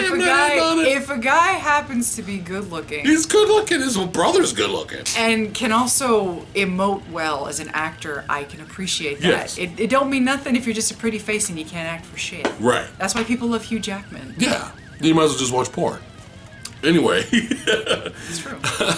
I bought this for her because she's it's kind of a gag gift, but Louis Mandylor fame. But we have a cop thriller here. Oh, you bought that, but you didn't know who the director was. Yes. It was a last minute. Oh, hey. Yeah. It was one of those. So it stars Louis Mandylor and Amanda Sante, and directed by one of the best action film directors. Kind of a modest budget film director. You have your Jesse V. Johnsons, you have your Isaac Florentines, and then you have your William Kaufmans. Highly recommend you guys check out William Kaufman's work. I mean, this guy knows how to film. You have Isaac Florentine, who knows how to film fight sequences, right? And then you have Jesse V. Johnson, who knows how to film fight sequences, as well as shooting like with guns. William Kaufman really knows how to shoot tactical gun battles. That's one of his highlights. He's really good at that. And you get a lot of that in the film called The Brave. And it's a DVD, not on Blu-ray. I don't know why there's no Blu-ray release of this.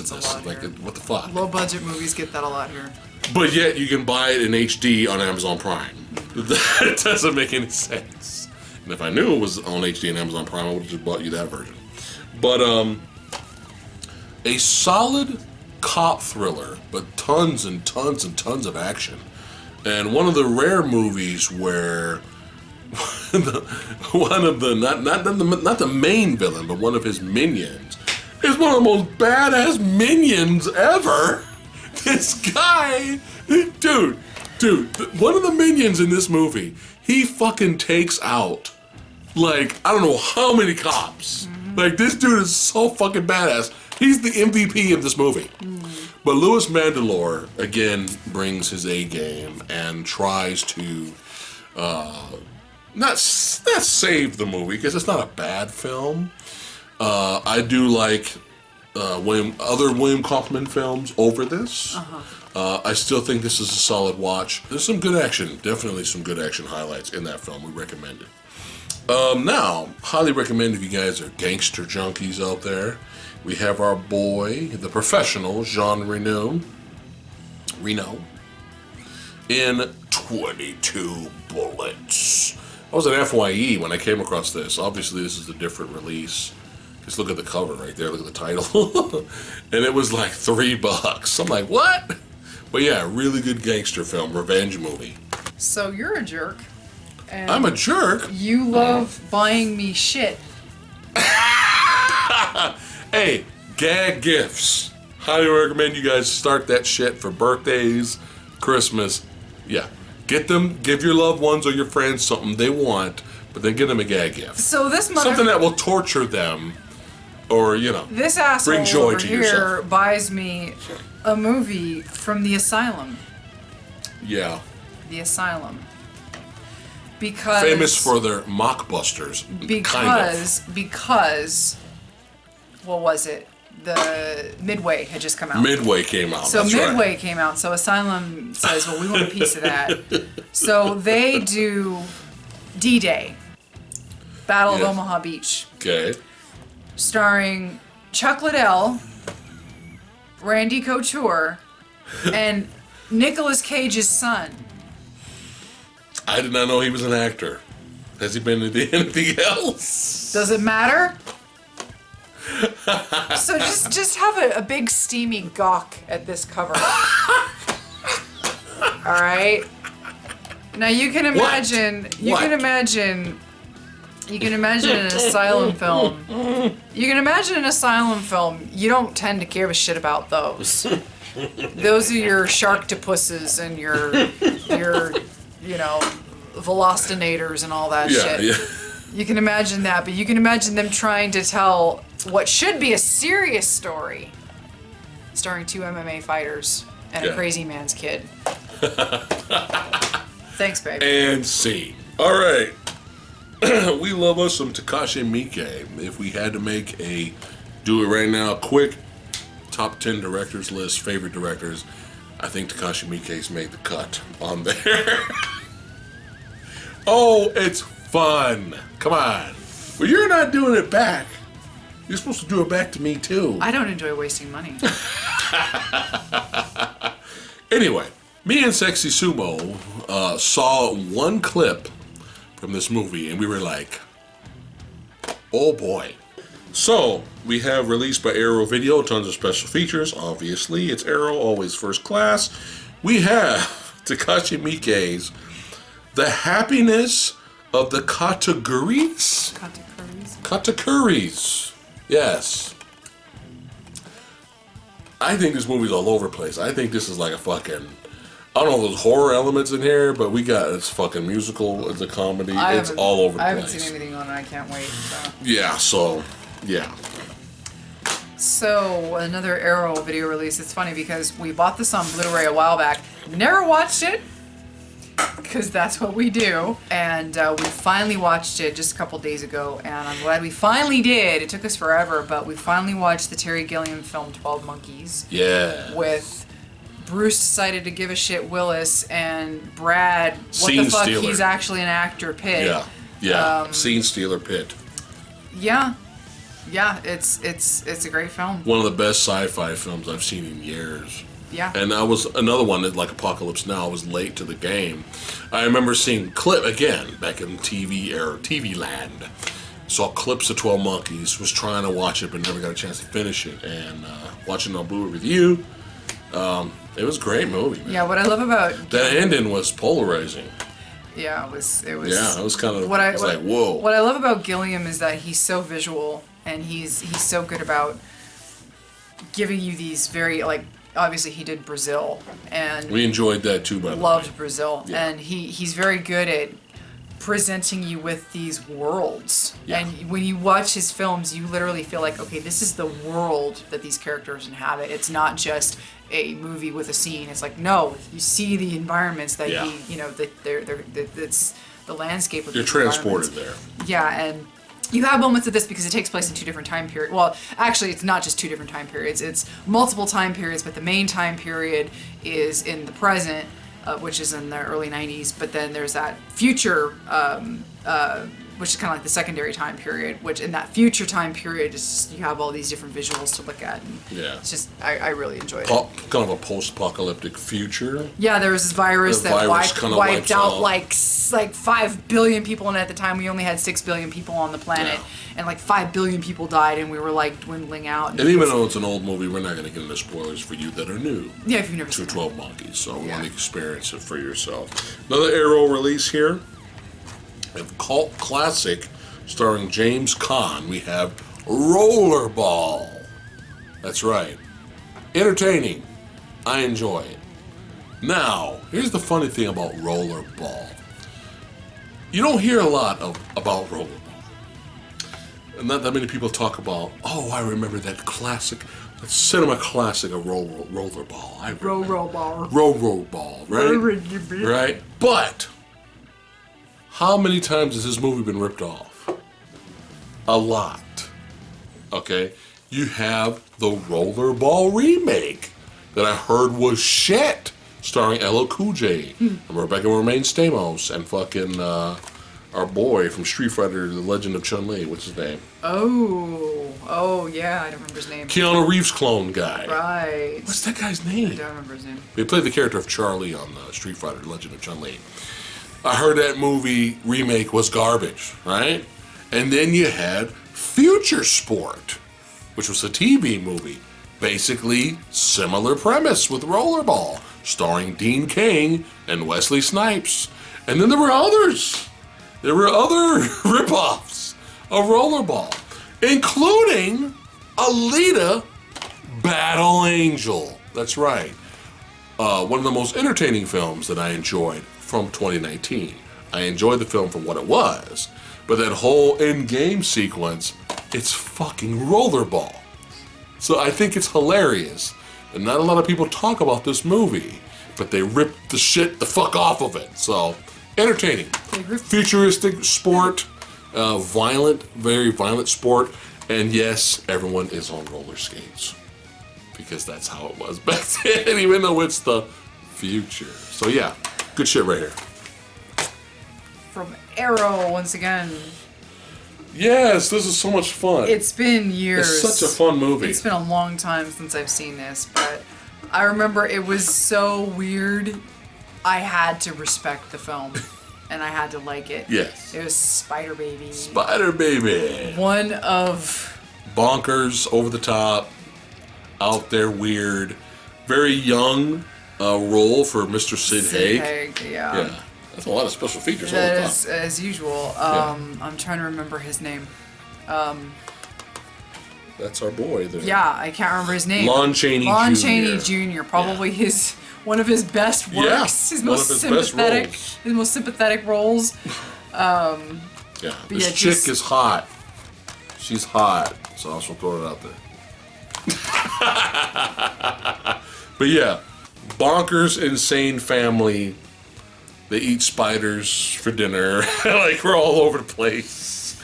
But we have these people that come across this family, and it's a crazy movie. But yeah, fun. Spider film. Whatever. Spider film. It's a fun spider film, guys. Woo! All right. We have our boy here. What's his name? Tak Sakaguchi. That's right. From Versus fame and Kiwami. Kiwami? Oh my god. Fuck, what's the name of the movie? Azam? Oh, wow. This is what happens when you do drunken video. Anyway, Versus fame. Yeah, but I heard this was a low budget, it's a low budget film. indie movie, but it's got some good action in it. But yeah, Death Trance, that's right. And we have some Django moments in here where he's dragging the casket and he's got weapons in it. I kind of remember that in here. Yeah, but yeah, Death Trance, not bad. Fun, cheap, entertaining movie. Once again, from Arrow, a movie that we just recently watched. Oh, you recently rewatched. I recently watched for the... I saw this in theater and I remembered it fondly. Yeah, so I don't think you... Did you show me this earlier, before? We watched it last year, yeah. No, I mean like back, but you didn't show me this like a long time ago. No, this is the first time I bought it. I didn't think so. Matinee. Yes. Really cute movie. Really, really cute, from Joe Dante. Yes. Gremlins fame. Really cute movie set back in the 60s, where it was the threat of nuclear annihilation was as if anything's changed. Well, but it was really a big deal back then, where everybody was scared the bomb's gonna drop at any day now, and so you had these bomb shelters and everything, and everybody was always just like looking for the next distraction, kind of like how we are now. But so you got the schlock master who has this vision of bringing this movie to this town, and yeah, that kind of sums it up with the yeah, it's adorable. Mant. It's cute. He's a man. It's really cute. And an ant. Mant. All right. Man. Classic Dario Argento, Itai horror icon when he made good movies. Unlike right now. But we have Inferno. Classic Dario Argento stuff. Good stuff in here. Arrow release. And as is tradition, we have the whole collection of this on DVD. Haven't watched it. So what do when you're us? You buy the whole collection on Blu-ray. But this one comes with a pop. Yeah. So there. Yeah. Yeah. And it comes with... Oh, what else did it come with? Return of the Joker. Oh, that's right. The uncut. The Batman Beyond movie. The proper. Excellent. Now, Batman Beyond, okay, I grew up on the animated series, the original Batman animated series back in the early 90s, 94. And extra features on there. When Batman Beyond came out, I scoffed because I'm like, oh god, we got a new Batman, some kid taking over, and it's Batman in the future, and Batman in, neon colors and shit, and I'm just like rolling my eyes. But I wisely gave the pilot a chance, and I was like, oh, okay, well at least Bruce Wayne's still in it. He's old and he's crabby and this and that, and I gotta admit, I really enjoyed. I've never seen the entire show, but I've seen a lot of it. Yeah. And I really enjoy the show for what it is. And the movie's great too. Yeah, the movie's really good. It's a good show. It's time for a live action movie based off of this, and we want Michael Keaton. Do it. To be. Fucking do it. Bruce Wayne. Do it. If that doesn't happen, come on. There's no point. Come on. There's no point if you don't do it. All right. Finally, a good release of this on Blu-ray from Scream Factory. Tons of special features. James Woods. Now, I heard Kurt Russell was supposed to be the lead. Ouch. Yeah, but he was busy doing other things. He couldn't make the commitment. Yeah. Which kind of sucks. But I still think James Woods came in and put his stamp on it. Yeah. But we have very underrated film, John Carpenter's Vampires, and it's an amazing cover there. That's just really, really good cover. Good film. Came out the same year Blade came out. Damn it. That sucks. But on its own, it's still definitely a great vampire film. Highly recommend Vampires. Uh-oh. Some badass shit in there. We've got a Eureka! Eureka! From Eureka. I need more beer. Uh-oh. Or do you? Where's yours? That's my last one. Well, where's mine? Can I have more? Oh my god, well let me do this one first. Okay. You do a couple more because you've got a bigger stack than I do. Okay. This is the original Fright Night with Chris Sarandon and Classic. Roddy McDowell. This movie is classic. Yeah. It's classic 80s. And I'm not ashamed to say the remake was actually quite good. Yeah, with David Tennant. Yeah, it wasn't bad. It was and actually, our boy Yelchin. Yeah, Anton Yelchin. Rest yeah. in peace. This was actually... You're so cool, Brewster.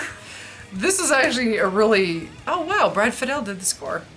Holy shit, Brad Fiedel. He actually did other stuff. Terminator What? guy? Yeah, he actually did other shit. Are you kidding me? But yeah, really good film. Really cute. Okay, now, yeah, you just keep doing more. All right, I'm going to keep going here.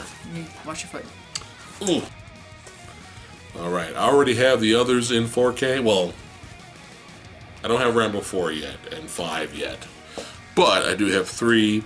So you know I had to get me some Rambo. I represent. Gotta represent John Rambo's son. That's right. Had to get them in 4K. Got these for really cheap. Zavvi had a really good deal on these 4K restorations. I really like these covers as well. But we have First Blood, the classic. And we have Rambo, First Blood, Part 2. Look at that cover. All right, I'm going to keep going here. Thank Fat Blood's getting more beer. All right, Skull. That's right. One Metallica beer. Here we got going. That's good shit. All right. Next up, we have the Superman Anthology box set. That's right. It comes with, let's see here, Superman the movie in expanded edition, Superman 2, Superman 2 Richard Donner's cut, Superman 3, Superman 4, and Superman Returns. So this is a deluxe 8-disc set we got going here. That's right. And I don't own, even though Superman 3 was garbage, it'd be kind of fun to own it just for the hell of it. And Superman 4 was even worse, but it'd be kind of fun to own it on Blu-ray, because I don't have it. And Superman Returns had potential, but it was kind of disappointing overall. But I don't have it, fuck it. Might as well have it on Blu-ray for really cheap. But the reason why I bought this box set is because for some reason, only the theatrical cut of Superman 2 is in this box set. It doesn't make any sense. When you see single releases of Blu-ray discs of Superman, you will not see the theatrical version of Superman 2. It's very strange. You'll even see like single releases, and then you'll see double pack releases of Superman and Superman 2, but it'll only be the Richard Donner's cut. It won't be the theatrical version, and it's very strange that on Blu-ray, it's only in this fucking box set. And if you go to Blu-ray.com and check the specs for this, Superman, the theatrical version, has better picture quality than the Richard Donner box set. It's very strange.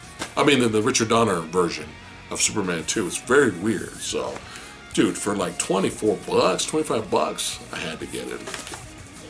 Reliving the childhood there. Gonna keep it going here. All right, we have, I believe this is from Mr. Jamie Powell. Make sure you guys subscribe to him, movie review channel from the UK, representing Jamie Powell. All right, I'll put a link in the description box below. All right, we have a company here called 88 Films, and they've been releasing some old school kung fu films on, thank God, somebody fucking gives a shit.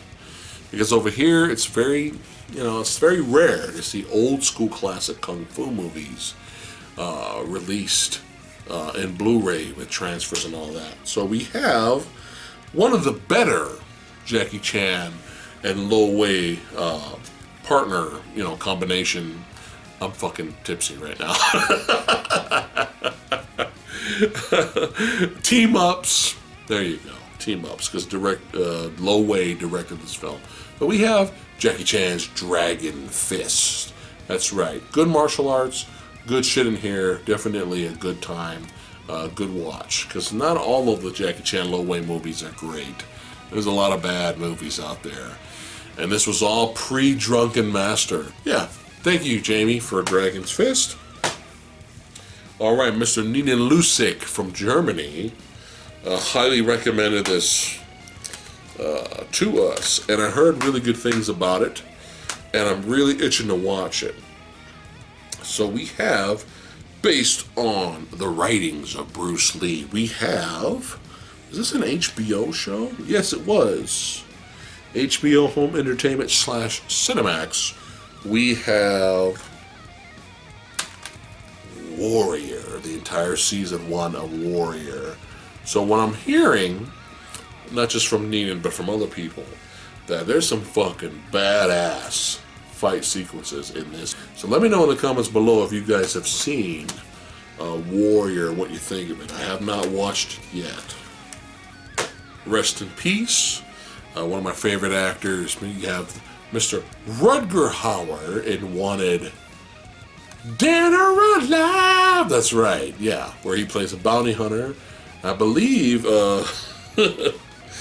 yes, Gene Simmons from Kiss fame is in this movie. But yeah, I remember liking it. I don't remember the film because it's been years since I watched it. But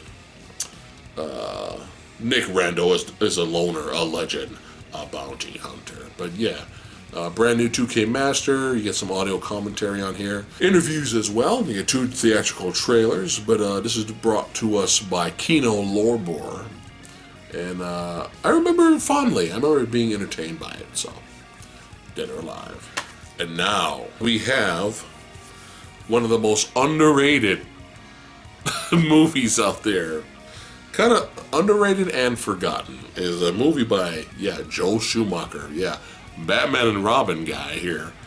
But this is a very entertaining thriller we have here. And it is the Digibook of Michael Douglas's Falling Down. That's right.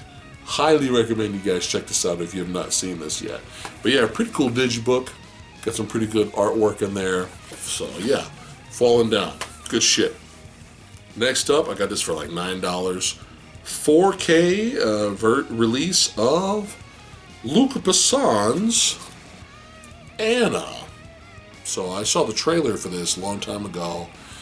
Definitely had a point of no return / La Femme Nikita vibe to it. The action sequence I saw wasn't that bad. It wasn't that bad. It might be pretty entertaining. So hopefully this is an entertaining watch. We have one of my favorite actors. We have Luke Evans. We got Cillian Murphy in here. We got Helen Mirren. So hopefully we got some badass shit in here. This one is probably the best release on Blu-ray you're going to get for this film. And that is, man, they really went all out here. We have Arrow Video's release of An American Werewolf in London. That's right. Really, really, really good. Classic 80s werewolf film. Probably, arguably, the best werewolf transformation in terms of effects. Look at all these special features. What is happening? This is insane. You get some really cool shit here. You get a really cool poster of the awesome artwork from Arrow, and then you get a really awesome booklet with a lot of cool shit inside, behind the scenes, and pictures and stuff like that. So, if you are a fan of American Werewolf in London, then this is definitely the one to pick up. So, speaking of Robert Forster, rest in peace, we have 2 films from him. We have an exploitation film starring him and Fred Williamson that's very entertaining called Vigilante. That's right. This is some good shit in here. Some fun action, exploitation goodness, brought to you by Blue Underground. So, highly recommend Vigilante. And I believe he won an award for this, and it was the best supporting actor. I'm not positive on that, but well, it says it here on the front, Academy Award nomination. All right, so he was nominated, Mr. Robert Forster, for very underrated, in my opinion, Quentin Tarantino film called Jackie Brown, starring Samuel L. Jackson, Bridget Fonda, and Robert De Niro. Good shit in here. Really enjoyed Jackie Brown. All right, I was in the biopic mood. So, I heard good things about both of these films.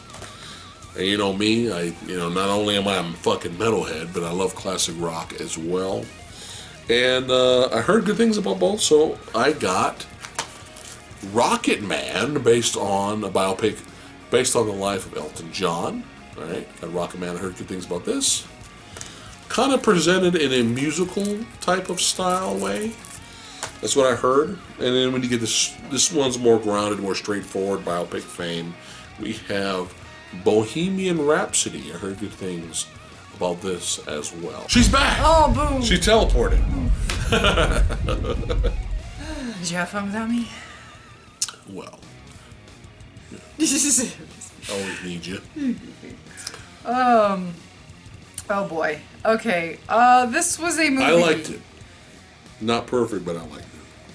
This was a movie I think I would have liked better if it had been the middle movie. Because personally, I agree with that. I liked the way The Devil's Rejects ended. Yeah. I thought everybody needed to die, and that was the point. Yeah. This movie felt like it should have been the midquel, and then Devil's Rejects should have been the end, but unfortunately... I agree with that. You can't shuffle things around like that, especially after what happened with Sid Haig dying and all that. They had to write him out of the film. You know, it was an interesting watch. Thing from Hell. It wasn't terrible. No. Probably Rob Zombie's best film in a while. It's not. I wouldn't say this is a great, amazing movie. Yeah. I like the actor. What's his name? Robert Brake. I'm sorry if I got his name wrong, but this guy right here. I like him as an actor. He's a pretty good actor. He was the best thing about fucking 31. Yeah. That fucking garbage. Yeah. But he was chosen to take the place of Sid Haig. Right. In here. Yeah. And it made sense. I thought he did a good job. Basically, he was their brother. He's their brother, basically. The magical brother that that came out of nowhere. Yeah, which happens. But yeah, I mean, in terms of a Rob Zombie straight-to-video film, I thought it was entertaining. And we've been kind of blue-balled with Rob Zombie's latest films. Yeah. What was the one before? 31? What was the one with the witches? Yeah, that one. What was that called? The one with the witches. Fuck. Yeah, I can't. Yeah, the one with the witches. We were kind of blue-balled with that one, too. The only thing the only good thing that came out of that was... Entertaining, but not great. Was Meg Foster was in that. And I hadn't seen Meg Foster. She was in 31, too. Yeah, I hadn't seen Meg Foster in forever. And now I'm seeing Meg Foster in a bit more these days. She's awesome. Yeah, Meg Foster, staple of 80s B movies back in the day. Mm-hmm. Here we go, is a film I've always wanted to watch for many years. Again, another example of I tried to watch it on TV, I got into it, and I never got a chance to finish it. Bought this on DVD, and it's a crime. It is a straight-up crime that this is not on Blu-ray. I don't understand it. I really don't understand why this movie is not on Blu-ray. Pretty lengthy film. I guess it's uncut. When it was released in theater, they had to trim it, obviously, for time. But it's over 3 hours. It's up there. But Blood In and Blood Out, Bound by Honor. This is excellent. This is a 5-star movie. In my opinion, I really enjoyed this. A lot of people prefer this over American Me. Like, that's how good this is. And Colors. This is just a fantastic movie. Great acting, storytelling. And yes, that is Ken from Van Damme Street Fighter. But his performance in here obviously is better than Ken from Street Fighter. But yeah, very, very, very good movie. Coming of age film. Family members get involved with gangs, sent them to prison, and it just doesn't, shit hits the fan later. So it's really, really, really good movie. But yeah, better late than never. That's what one of these movies are. This one right here. So Blood In, Blood Out, recommend it. 5 stars. So from, I guess, Flicker Alley, looks like, remastered in 4K. I enjoyed this. I enjoyed this very much too. We have the silent film, The Man Who Laughs. Yeah, I liked it. You could see the inspiration of the Joker when Bob Kane created Batman back in the old days. You could clearly, obviously see the inspiration of this visually that led to the Joker, obviously. He was orphaned as a child, and he was punished by the king for his father's transgressions. But there it is, by having his face carved into a hideous grin. Okay, so he did have it. Okay. Right. That was the part I can remember. Right. So it's pretty ghoulish. The look of this character. It's pretty like ugh, but not enough for us that this would be on a horror film list. No. For some reason, people have this under horror. I don't know why, but I mean, like, visually, you're like, ugh. But when you watch the movie, it's not that way. It's not a horror film. Yeah, he's not, like, yeah. He's not going around killing people. He's not like the Phantom of the Opera where right. he looks horrifying and he does terrible things. He's actually a really good guy. This ends up turning out to be a swashbuckler at some point. Yeah. Like, he's sword fighting and fencing shit. Yeah. Like, and you care. You actually care for this character. You feel sorry for him. Yeah. You feel bad for him. And the kudos to the actor. Yeah. Doing such a good job crying and emoting, but still having that grin. I mean, I thought he did I thought it was very well done. Yeah, it was really good. 1928, by the way, this movie was made. Holy shit, 1928. Mm-hmm. All right, we're gonna speed things up a little bit here, because we gotta eat. Gotta get something to eat, damn it. All right, here we go. Again, another company out there that actually gives a shit about old school martial arts films. We have Pearl River Entertainment. We have MVD Visual as well. Remastered this Blu-ray of this film called The Leg Fighters. This is a horrible cover.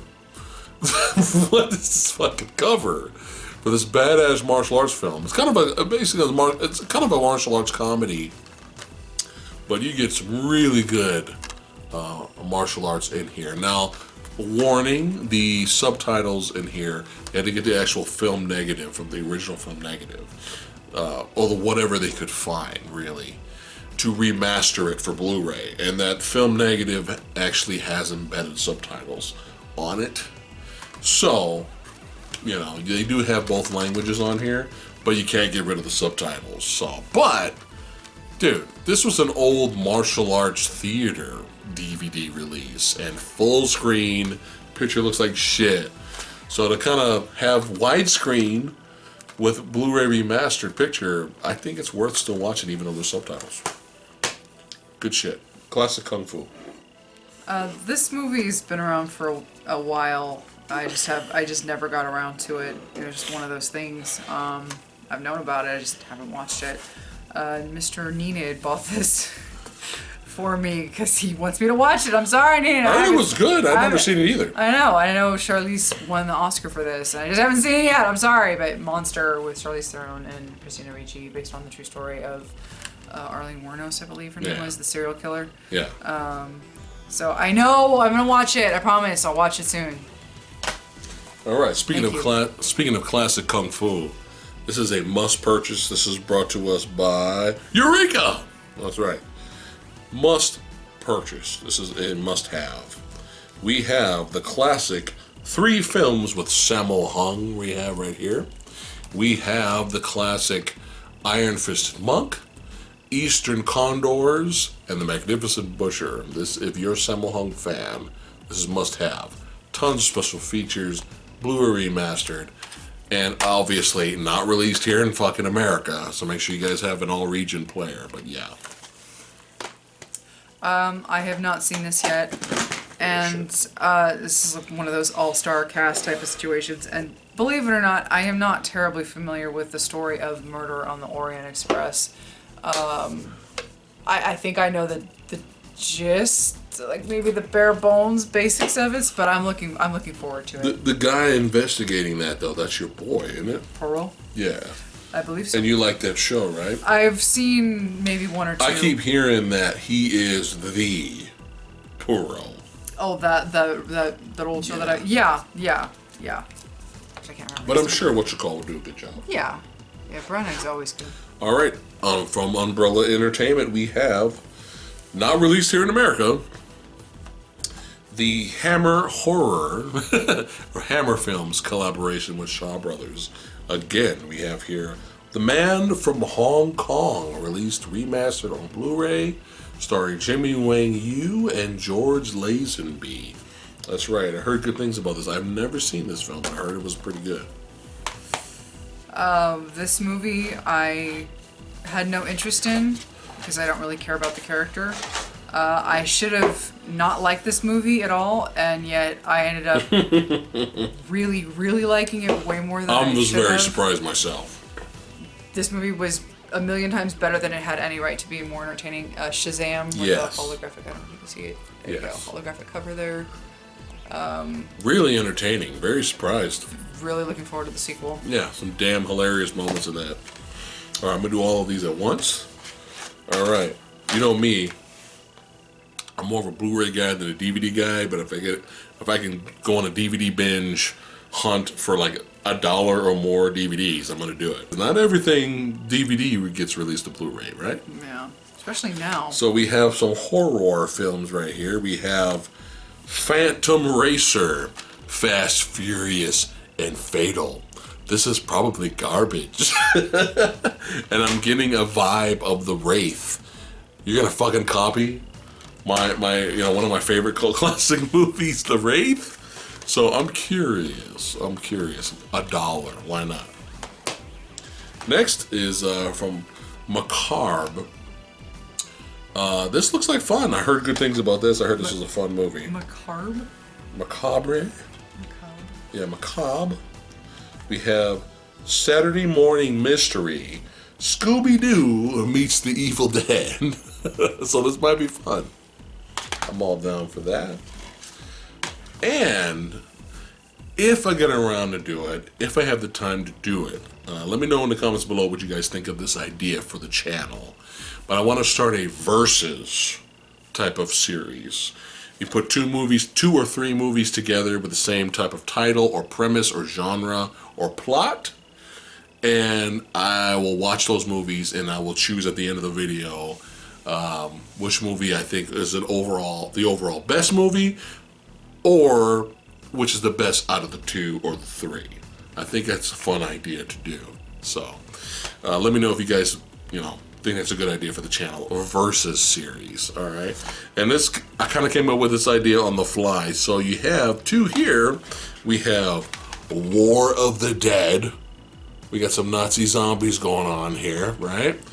And we have Outpost: Rise of the Spetsnaz, another zombie World War II based film. So if I start that versus series, I think that would be kind of a fun idea to do on the channel. So these are just ideas. Did we do the first movie in our last pickups video? Okay.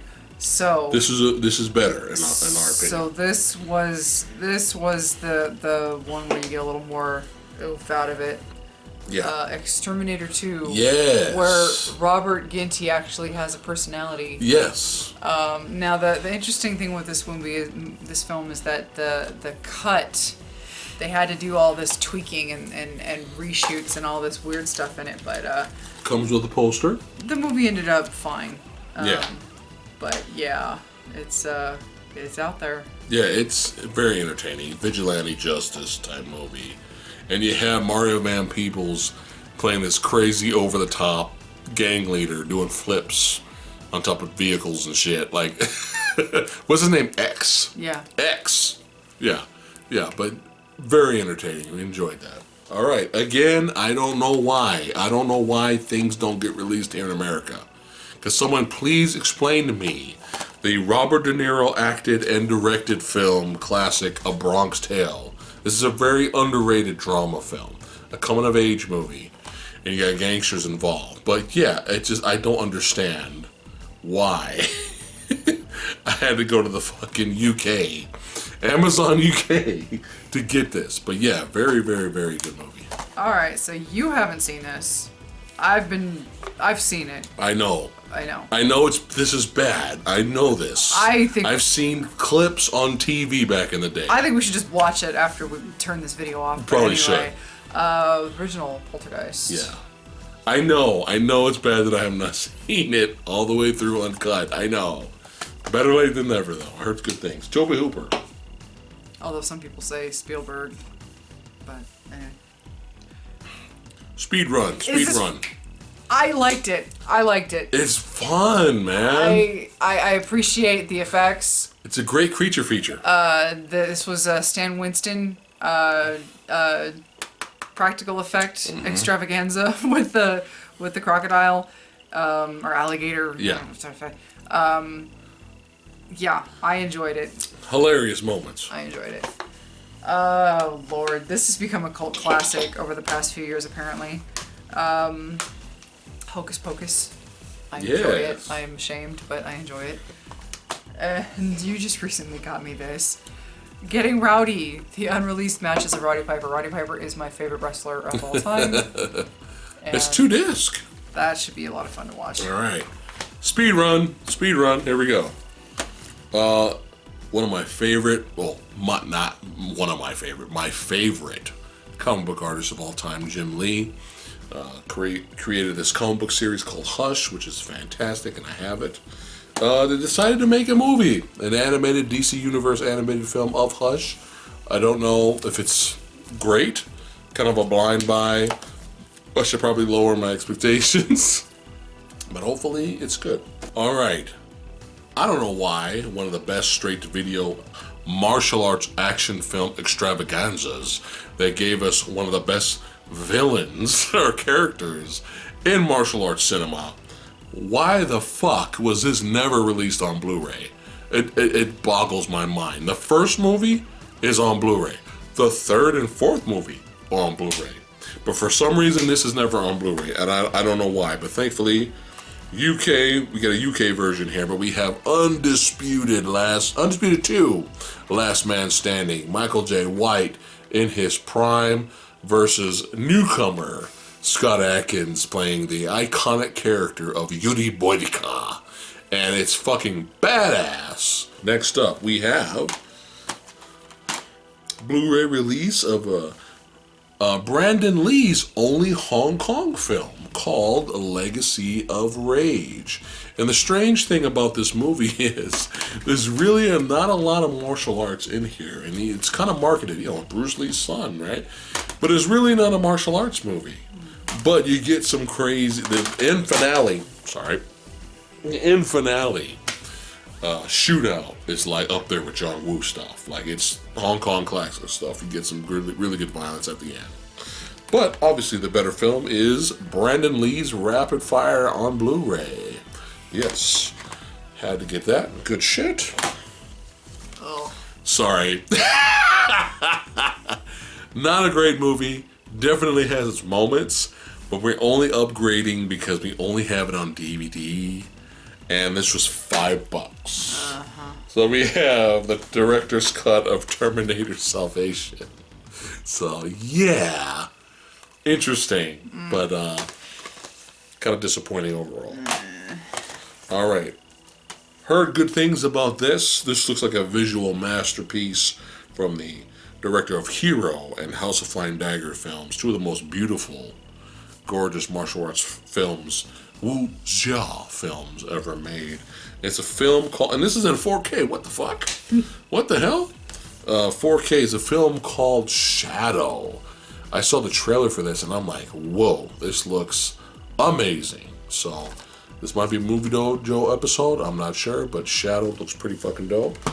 And I heard this was good. This film right here, Korean movie, kind of a martial arts fantasy horror type film here. Amazing special effects, jaw-dropping action, but we have Wuchi the Demon Slayer. If you guys are aware of this, let me know in the comments below what you guys think of Wuchi. And back in the day, Jamie Powell got us the DVD version of this, but had to upgrade it to Blu-ray for a cheap price. It was really cheap. But we have one of the longest movie titles in history. We have The Assassination of Jesse James by the Coward Robert Ford, starring Brad Pitt and I believe it killed Casey Affleck. Yeah, I heard good things about this, but it just did not do well in theater, even though it's a good movie. All right, now we have 2 awesome collections right here. We have Scarface in 4K, which I heard a special edition here. This is limited edition. The World Is Yours. And I heard the 4K picture of Scarface destroys the Blu-ray, like obliterates.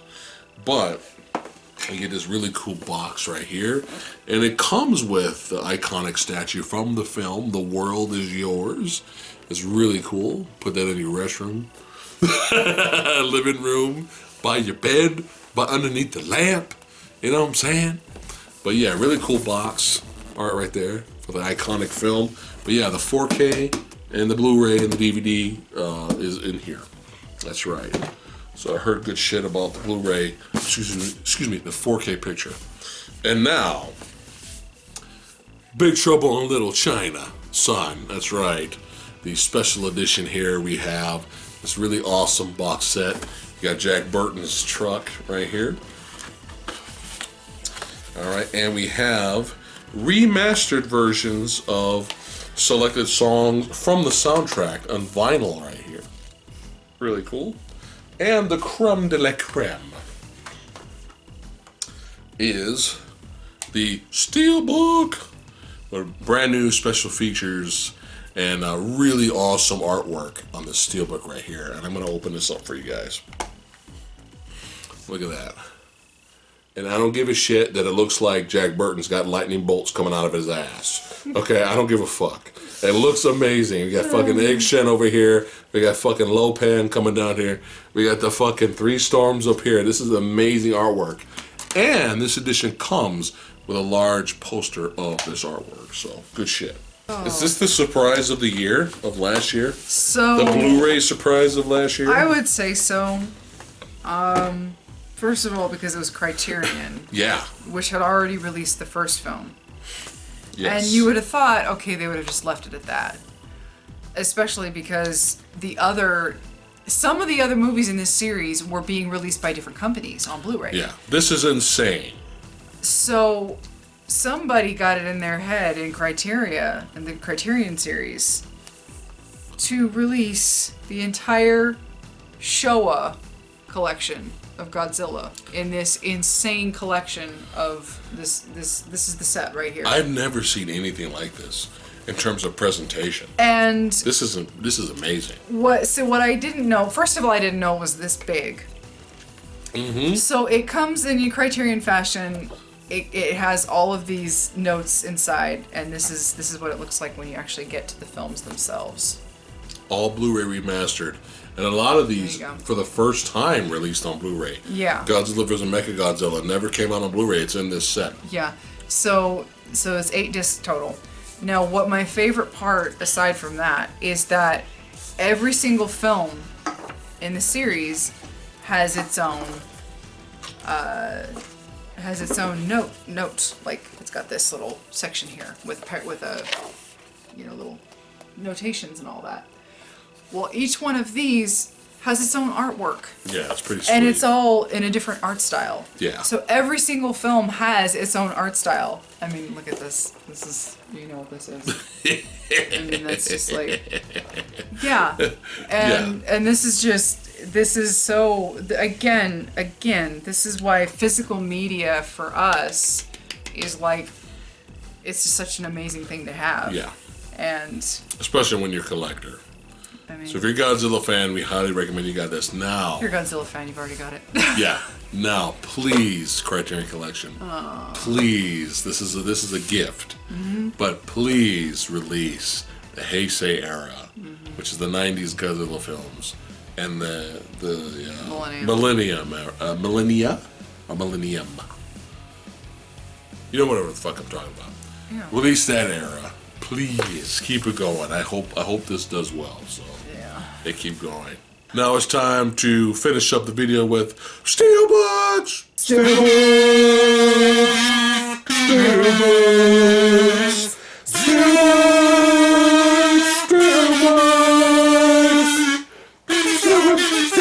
Blu-ray, 4K. Steelbooks. Blu-ray, 4K. All right, we're gonna speed run this stuff as well. We have 4K remastering of. I'm gonna go through my stack first, and you go through yours. Okay. 4K remastering of Stallone's thriller, Lockup. Yes, look at that. That is amazing. And then when you open up, that's right, both of them in handcuffs. It's great. Amazing artwork, entertaining film, Lock Up. And then we have one of my favorite Alfred Hitchcock films. I used to watch this movie all the time with my family back in the day. But we have the classic Rear Window steelbook right here. That's right, starring James Stewart. That's right, Raymond Burr. Look at that artwork on the back. Look at that, that's amazing. Yeah, highly recommend. If you guys have never seen Rear Window, highly recommend you guys check that out. All right, we have some Nina Lusick donations to the channel we have here. Despite Jim Lee being my favorite comic book artist, maybe, possibly, it's very close, but the second favorite is Alex Ross, the painter, who does beautiful, gorgeous comic book art. But he does everything.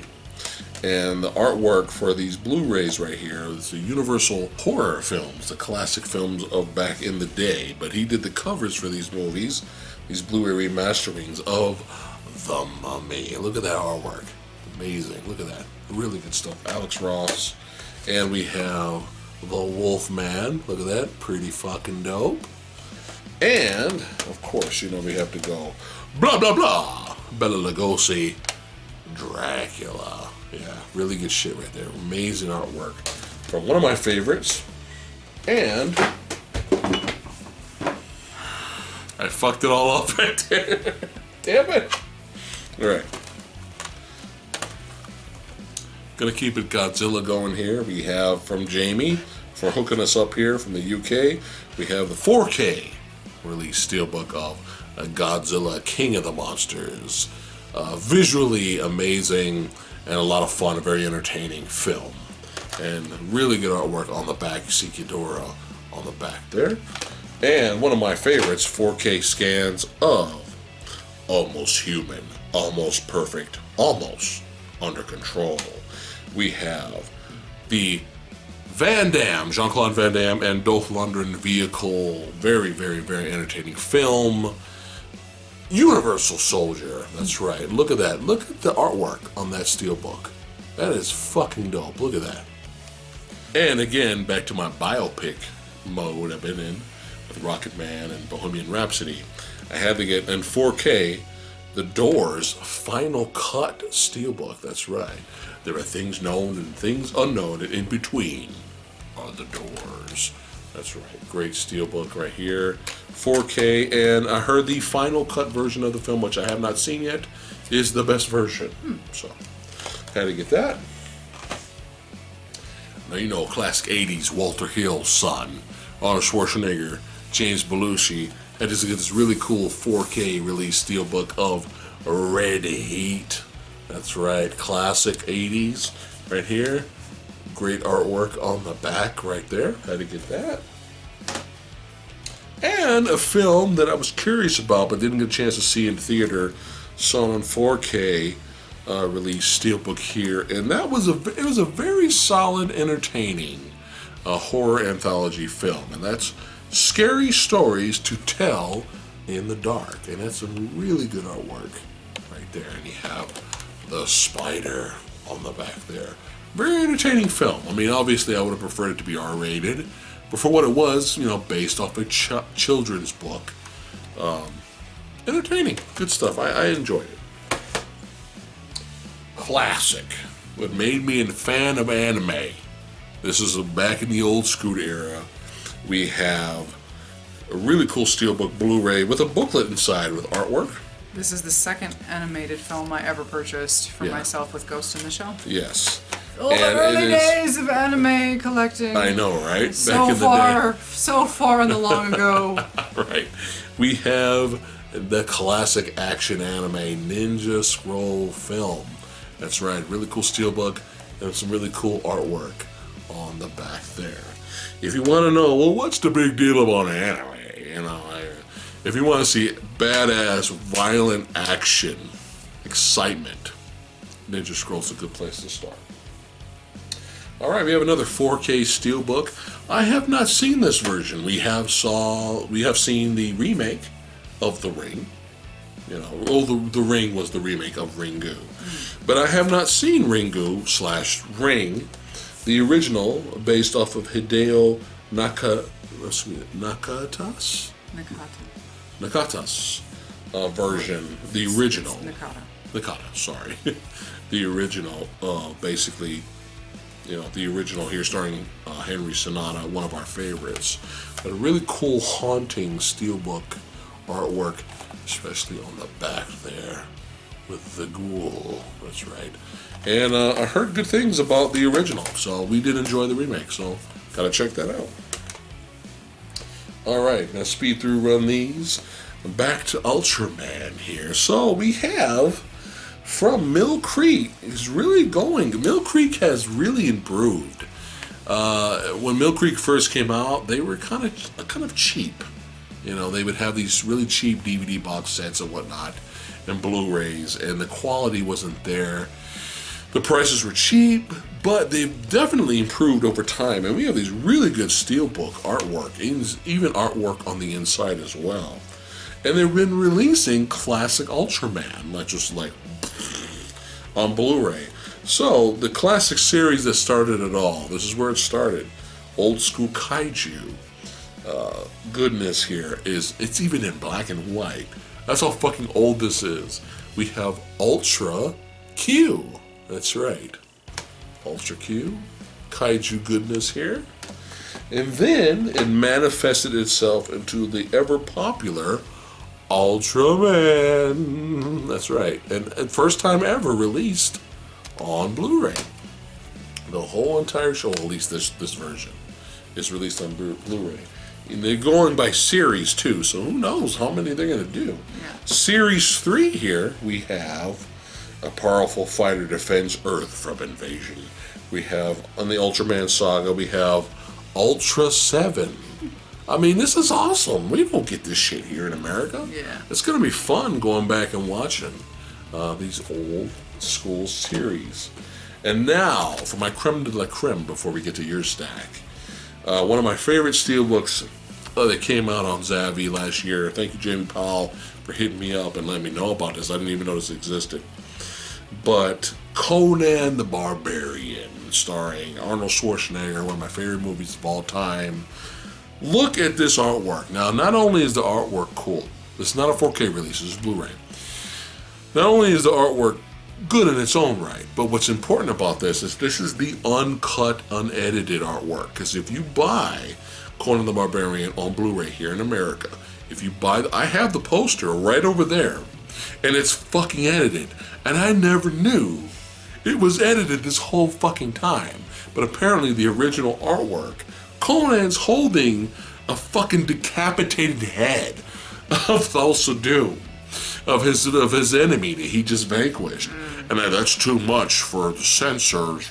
Sorry, we're gonna have to fucking edit that shit. So you just see Arnold just holding his fist out. I didn't know. Yeah. But this is so fucking awesome. This is so special to me. So you have the original unedited artwork of the classic Conan the Barbarian, and there he is holding the fucking decapitated head with the fucking badass female fighter Valeria. And I mean, how could I not fucking buy this? On the back of this shit is the artwork of Conan the Barbarian, the character, not the movie.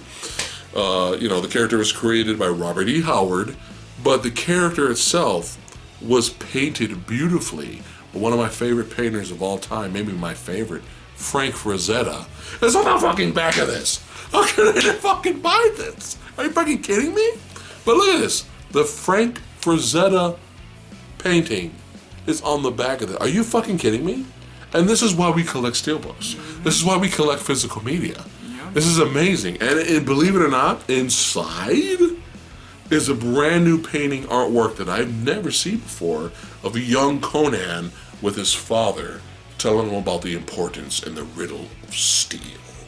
So, yeah, kind of had to get it. Your turn. Hooray. Your turn while I finish it off with another Krabby Patty. The fuck am I talking about? Could you oblige me, dear? Krabby Patty. Wee. This is some good shit, man. I like this. Don't dribble on the steelbooks there. Don't. think I got it this time. Hey, success. All right. Go for it. Okay, so Speed run. The end of an era, of course. This would have marked the 11 years total of movies of billions and billions of dollars out of our wallets and into the hands of Marvel Studios. Avengers Endgame, of course. Great steelbook. Yes. Fun. Yeah. Yeah. The official end of phase 3. Yeah, phase 3. Spider-Man Far From Home. It's a fun steelbook. It's really colorful. It's very busy. Can we stop with the fucking vanilla posters? Yeah. Please. If you look at the Blu-Ray and DVD release of this, it's got that horrible fucking boring vanilla poster. That was the fucking movie poster of just Spider-Man in the middle, Samuel Jackson on the side, and Jake Gyllenhaal on the side, and that's it. It's so fucking boring. Yeah. Can we have interesting, please? That's why, again, steelbook. Yeah. Here we have the Little Shop of Horrors, the director's cut. Yes. Which I have not seen in its entirety. I've only seen the clips of it with the actual better ending. Not happy ending. Yeah. Where that thing grows into a giant thing. Kaiju style. And apparently goes on a rampage in the city, which I am just dying to see. This movie is a trip on its own, though. It's a product of the 80s. Yeah. What can I say? It's the 80s. And we're not necessarily a huge, gigantic fan of musicals. No. But we appreciate a few here and there for what they are. Like, you love Singing in the Rain. I love Blues Brothers. We can appreciate it. Mm-hmm. But this was just a lot of fun. Yeah. Speaking of musicals...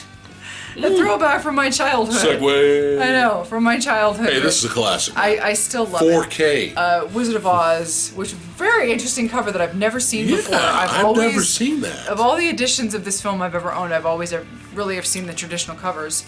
No, did Sexy Sumo say that that's a shot from the deleted scene?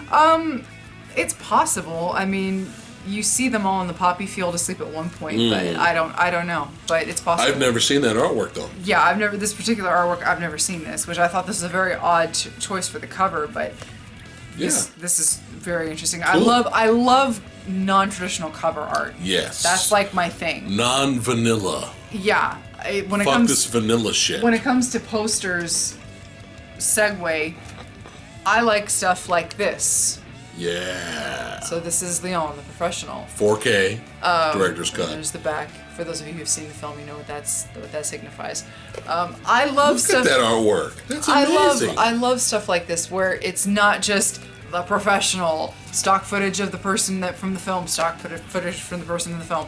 I just like stuff that's non-traditional, where there's effort involved, where somebody had this idea and they were like, you know what, I want to do this, and they design really it. Look at that. And they create it, And there's artwork on the inside as well. Yeah. And this is another one where I had to. Yeah. It was a double dip, but I had to get it for you. The Blu-ray, it was the same as the DVD originally, where it's always the generic poster that you're going to see of this film, which is Beetlejuice, where you're always going to see the Maitlands, which is going to be Gina Davis and Alec Baldwin on one of the other side, and then, it's always very generic, but this is a lot of fun, because it's actually just Beetlejuice with the tombstone, and in the back you get a little upside down there. I'm Batman. Yes. Classic 80s. So you just recently got this. I had to, especially for the back. Which is just, this is one of those films where classic I think the parody. The more I've seen it throughout the years, the more I love it and appreciate it. Which is Spaceballs. Watch out. Spaceballs! But the back cover, though. Look at that. It's just adorable. Look at that. So, that's just too much. One of the last best parody films, besides Black Dynamite. Yeah. Because of all this date movie and epic movie and superhero movie bullshit. I liked Robin Hood Men in Tights. That was good too. But Spaceballs was obviously better. I think Men in Tights was when you could kind of see it starting to get a little more on the cheesy, hokey side. Still fun. And then it was just like, okay, now everything it's still better else. than the fucking movies.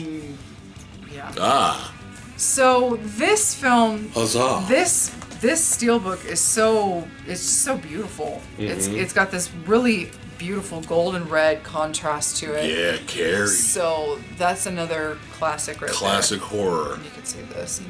This is the original, by the way, obviously, in case you couldn't tell. Fuck the remake. There. The remake was pointless. Was horrible. Speaking of horror remakes that were terrible, there you go. You want to compare Chucky, Child's Play to Child's Play. I give you Carrie to Carrie. Yeah. Stupid. Terrible. Arrow release. Oh, this is an Arrow. So it's first class. Oh, there it is. Yeah, I see it. Okay. Yeah, and you got this really cool little insert there. Carrie White burns in hell. They're all gonna laugh at you. Piper Laurie brings her fucking theatrical A game in this movie. She is a fucking trip to watch. If you've never seen this movie, Piper Laurie plays the mom. And apparently... Who also stars in one of my favorite films, The Hustler. Oh, okay. Yeah, no, she is a joy to watch in this movie. She goes all out in the crazy lady. Yes. But yeah. McFarlane did this. Okay, yeah, cool. I had to get it. Was available for a while on Savvy. It was it was out of stock and out of print. So I walk into Best Buy. I'm like, holy shit! It's right there. Yeah. I snagged it. 4K. So you know me, I did not love this film. You appreciated it, but you didn't I liked Jamie Lee Curtis Yeah. in this movie a great deal. I thought it needed to be more about her and less about her stupid ass. Halloween, the fake sequel. So this is with artwork by Todd McFarlane. Look at that artwork. That is fucking great. Which is pretty cool with the little knife action in the back there. Quite possibly, despite what you thought about the film, I still thought it was a good movie. It maybe not have been a great film. I still thought it was a good movie. Quite possibly the best Halloween soundtrack out of all the movies. Yeah. Even the first film. Yeah, the score was better. John Carpenter was on his A game on this. But yeah. Yeah. Tom McFarlane artwork. Come on. I think we didn't own it, so we 4K. I think you worked with somebody also with the score. I don't remember who worked with. Amazing soundtrack. Good score. Solid. So this is fun. I also enjoy about covers is textless covers, like you saw with the Avengers, where it's just the artwork. In this case, it's more like the poster art, but you see that there's no actual text. No right? text. Telling you what it is, but you know what it is. Just art. You know it's Guardians of the Galaxy. 4K. And you got a little awesomeness in the back there. Steelbook. Yeah. Had to upgrade. Come on. So I like stuff like this where it's more, obviously. But this is this is good. It's a really nice steelbook. Fucking hell. And finally came out. Yes, son. One of our favorites of last year. And we're gonna have 4K. a nice little trilogy. Yeah.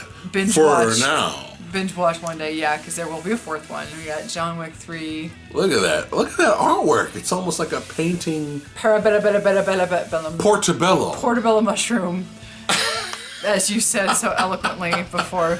John Wick Chapter 3. Amazing action sequences. One of the best of last year. And a great continuation to the John Wick saga. It's kind of like a mural, right? Yeah, it's just some crazy. Yeah, really good shit. There's abstract a lot of John Wick 3 covers, but this is the one we got. That was available over here in 4K. Come on, 4K. So here we've got a classic. Really cool cover. Classic 80s Joe Dante son. I'm going to go out on a limb here and say the inspiration for Baby Yoda. Oh. I'm going to say it. Gremlins. Yes. The original Gremlins. Mogwai. Yes. But look at that cover. That's great. A lot of fun. Don't feed them after midnight. There you go. Don't get water on them. But yeah, we got our boy Scar on the back with a fucking chainsaw.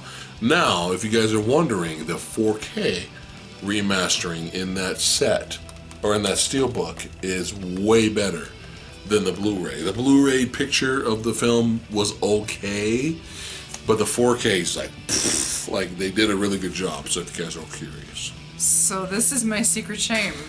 My secret shame. 4K. It was fine. It was fun. I love this movie. Oh, wow, you love it. It's so...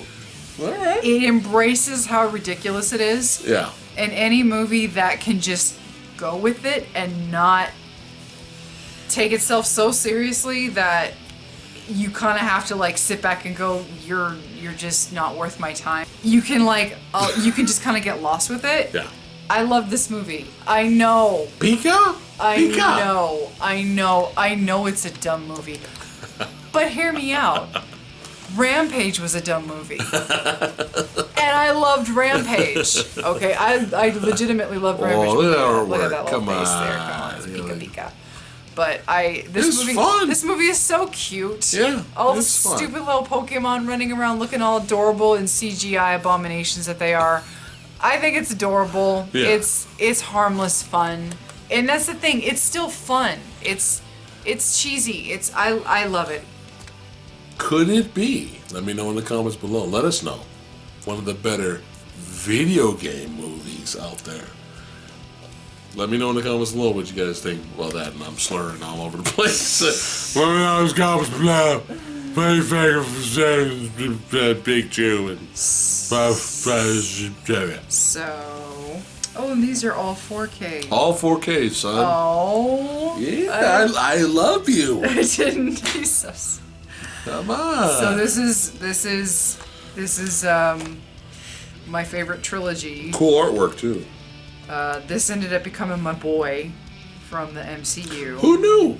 I didn't see it coming. Yeah. Honestly, I didn't know. I didn't know. Remember, Because at the time you were like the Human Torch. Yeah. Yeah. I mean, who would have thought? Yeah. And I mean, I didn't have anything against Chris Evans, but I mean, Captain America. Oh, the concept always seemed kind of cheesy, you know, and the outfit very cheesy. And the first movie was solid though. Yes. Very But good. little did I know what would happen to that franchise on its own, much less what the character would become in the Avengers. But what the Avengers would become itself was a whole other concept. But these steelbooks are so gorgeous. Here's the first one. Again, textless. Yes, which I adore. And there's the back right there. So there's the first one. First Avenger. Correct. And this is the turning point. This is the turning I point. will defend this movie Oh yeah, me too. forever. And this was the movie. This is still my personal favorite for the MCU. Winter Soldier right there. Winter Soldier, man. The shield in the back there. Yeah. And this was the film that assured me that the Avengers was in good hands. Yes. Civil War. These steelbooks are just so gorgeous. Yeah. They're so gorgeous. 4K. So their cool. eyes are gonna explode. But yeah, classic movies. Thank you, Drew. Is that it for your stack? Yes, thank All God. right, we made it. You made it. You have made it with us. Oh my So God. even though I'm all fucking woo, I think it's time to get something fucking to eat. Yes. Fucking eat. What am I saying? Fuck and eat. That would be. Well, it's better to fuck and then to eat. I really hope I'm Whoa! watching this. Whoa, God. All right. This is what happens when you involve booze. That's why Okay. we don't do live videos. That, like I right. just said, that's why we don't do live videos. All right, we'd like to thank all you guys for watching the Phat Pickups. Damn it. Let us know in the comments below what you guys have picked up. What are your favorite pickups? We want to know because you guys get introduced to new films in our videos, and we get introduced to new films and movies we never knew existed in your comments. Because we actually read the comments, we actually give a shit. That's right. So, we thank all you badass collectors for watching. You're so faded. I know. It's fun. Jesus. I'd like to see you guys next time. It's time to fucking eat. All right, see you guys next time. Bye.